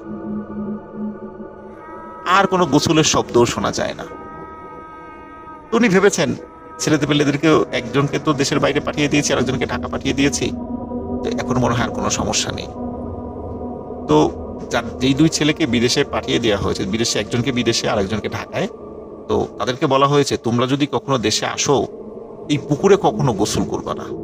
মানে যেই রাত্রে উনি স্বপ্ন দেখেছিলেন তারপর থেকেই উনি ওনার দুই ছেলেকে পুকুরে নামানো বন্ধ করে দিয়েছিলেন। তারপরে যখন ঘরের বাইরে পাঠিয়ে দেন তখনও বলেছিল যে তোমরা যখন বাড়িতে আসবে তখন এখানে কেউ গোসল করবে না। ওনার এক ছেলে বিদেশ যাওয়ার পরও কয়েকবার দেশে এসেছে, সেও এই পুকুরে নেমে গোসল করেনি। যদিও এই এত দিনের মধ্যে এই পুকুরে কোনো সমস্যা ওনারা তাদের দৃষ্টিগোচর হয়নি। সবাই ভেবেছিল এটা স্বাভাবিক হয়ে গেছে। ওনার ছেলেও যে ঢাকাতে থাকতো, মাঝে মাঝে ছুটিতে আসতো, সেও পুকুরে গোসল করতো না। যাই হোক, সবকিছু স্বাভাবিক। কোনো এক ঈদে, কোনো এক কুরবানি ঈদে আর কি, তার ছেলে তার ঢাকা থেকে কয়েকজন বন্ধু নিয়ে বাড়িতে আসে। ওই বন্ধুরা কুরবানি ঈদ এখানেই করবে। তো বন্ধুরা যেহেতু ঢাকাতে বড় হয়েছে, তারা কিন্তু আসলে এইভাবে কোনো পুকুর বা এরকম বিশাল জায়গা বা খেলাধুলা ওইভাবে করতে পারেনি। তো যখন তারা তাদের এই গ্রামের বন্ধুর কাছে শুনেছে যে তাদের গ্রামে এরকম সুন্দর বাড়ি আছে, পুকুর আছে, জায়গা আছে, মাঠ আছে, তারাও সেগুলো উৎসাহী হয়ে দেখতে এসেছে। যাই হোক, তাদের কাছে কিন্তু পুকুরের বিষয়টি ওই ছেলেটি বলেনি। তারা যেদিন বেড়াতে আসে, বেড়াতে আসার পরের দিন ওই 3-4 জন বন্ধু তারা পুকুরের ওই পুকুরটাতে নামে গোসল করতে। এখন ওই প্রভাবশালী ব্যক্তির ছেলে সে তো আর নামে না, সে তো পুকুরের মানে পাড়ে দাঁড়িয়ে আছে। বন্ধুরা বারবার বলছিল কি ব্যাপার, তুমি নামো না কেন? তখন বলছে না ঠিক আছে তোমরা গোসল করো, আমি নামবো না। তো তারা বারবার বলছিল যে তুমি গ্রামের ছেলে হয়ে পুকুরে নামতে ভয় পাও, এটা কেমন কথা? আমরা শহরের ছেলে পেলেরা এখানে নেমেছি, পুকুরের পানিও তো বেশি না, আসো। কিন্তু সে নামে না, সে বলে না নামবো না। তখন ওই ছেলেগুলো বারবার স্বাভাবিকভাবেই বন্ধু বান্ধব ঠাট্টা উপহাস করতে থাকে। তখন একটা পর্যায়ে ওই ছেলেটি বলে যে আমি সাঁতার জানি না। তখন তারা বলে যে তুমি সাঁতার জানো না, কোনো সমস্যা নেই, আমরা তো আছি, তুমি আসো। তুমি গ্রামের ছেলে হয়ে সাঁতার জানোটা কেমন কথা, আমরা তো আছি, আসো, কোনো সমস্যা হবে না, পুকুরের পানিও তো বেশি না। তখন বারবার যখন বন্ধুদের কথায় মানে প্রভাবিত হয়ে ওই ছেলেটি সত্যি পানিতে নেমে পড়ে। পানিতে নেমে বেশ কিছু সময় ভালোই সময় কেটে যাচ্ছিল। হঠাৎ মানে তাদের বন্ধুদের সামনেই তারা বন্ধুরা দেখতে পেল যে মনে হলো হঠাৎ ও পানির নিচে ডুব দিল, এবং ডুবটা এমন ছিল মনে হলো কেউ পানির নিচে হেসকা টান দিয়ে যেরকম নিয়ে গেলে যেরকম হয় ঠিক তেমন ছিল। তো তার বন্ধু বান্ধবরা বললো যে কি ব্যাপার, ও হঠাৎ করে এইভাবে ডুব দিল কেন? বিষয়টা অস্বাভাবিক লাগলো। তখন ওরা যেহেতু ওর কাছেই দাঁড়িয়েছিল, তখন ওরাও ডুব দেয় এবং ডুব দিয়ে পানির নিচে দেখতে পায় যে ও পানির নিচে বসে আছে এবং ও ওঠার অনেক চেষ্টা করছে কিন্তু পারছে না। তখন ওই বন্ধু বান্ধবরা বললো বা মানে ওরা নিজেদের মধ্যে বললো যে ও তো এই অবস্থায় আছে, আসলে চলো আমরা একে টেনে তুলি। তারা ওই ছেলেটাকে টেনে তোলার অনেক চেষ্টা করে, কিন্তু তারা দেখে তার শরীরটা এতটা ভারী, পানির মধ্যে কিন্তু মানুষের শরীর হালকা হয়ে যায়, কিন্তু তার শরীরটা এতটা ভারী মনে হচ্ছে যে ওরা 3-4 জন মিলে ওকে টেনে তুলতে পারছে না। ওরা যখন বারবার টেনে তোলার চেষ্টা করেও টেনে তুলতে পারছিল না, এদিকে 1 মিনিট 2 মিনিট 3 মিনিট হয়ে যাচ্ছে, তখন একজন দৌড়ে বাড়ির ভিতরে খবর দেয় যে এই অবস্থা। বাড়ির লোকজন এসে পুকুরে নামতে নামতেই একটি মর্মান্তিক ঘটনা ঘটে যায়। ওই ছেলেটির মরদেহ ভেসে ওঠে। যদিও বা এত তাড়াতাড়ি লাশ ভেসে ওঠার কথা নয়, কিন্তু ভেসে ওঠে। ওর বন্ধু বান্ধবরা বলছিল যে আমাদের মনে হচ্ছিল যে কেউ একজন জোর করে পানির মধ্যে ওকে চেপে ধরে রেখেছে, কিন্তু তাকে দেখা যাচ্ছিল না। ছেলেটির বাবা ছেলেটির মৃত্যু দেখে শোকে কাতর হয়ে পড়ে এবং উনি বুঝতে পারেন আসলে ওর মৃত্যুটা এইভাবেই লেখা ছিল, তা না হলে এত সতর্কতার পরেও এই ধরনের ঘটনা ঘটার কথা নয়। যাই হোক প্রিয় লিসেনার্স, উনি যে এই ভয়ানক কাজটি করেছিলেন, এই ব্ল্যাক ম্যাজিকটি করেছিলেন, যেটার প্রভাব ওনার উপরই এসে পড়েছিল, এটি উনি ওনার পরিবারকে শেয়ার করেছিলেন ওনার ছেলের মৃত্যুর পর। তার আগে কিন্তু কাউকে বলেননি যে ইনি এই কাজটি খুব অন্যায় করেছিলেন, কাজটি ভালো করেননি, যার ফলে ওনার ছেলেই মারা গেল। দীর্ঘদিন কিন্তু এই ঘটনা ওনার পরিবার থেকেও কাউকে বলা হয়নি। কিন্তু পরবর্তীতে যখন ওই প্রভাবশালী ব্যক্তি মারা গেছেন, তার স্ত্রীও মারা গেছেন, তার সন্তান সন্ততিরা, যে আর একটা ছেলে ছিল বিদেশে, উনি পরবর্তীতে এই বিষয়টি বলেন যে আমার বাবা এরকম একটা অন্যায় কাজ করেছিল, যার ফলে আমার এক ভাই মারা গেছে, এবং কেউ যেন এই ধরনের কোনো কাজ না করে। প্রিয় লিসেনার্স, আসলে ব্ল্যাক ম্যাজিক করলেই যে তার উপর প্রভাব পড়বে বিষয়টা এরকম নয়। এই ঘটনা থেকে আমরা এটাও শিক্ষা পেলাম, কখনো কখনো কিন্তু ব্ল্যাক ম্যাজিক করলে এর প্রভাব উল্টোটাও হতে পারে। পরবর্তী ঘটনা শোনার আমন্ত্রণ জানিয়ে আজকের মতো এখানে বিদায় নিচ্ছি। আসসালামু আলাইকুম।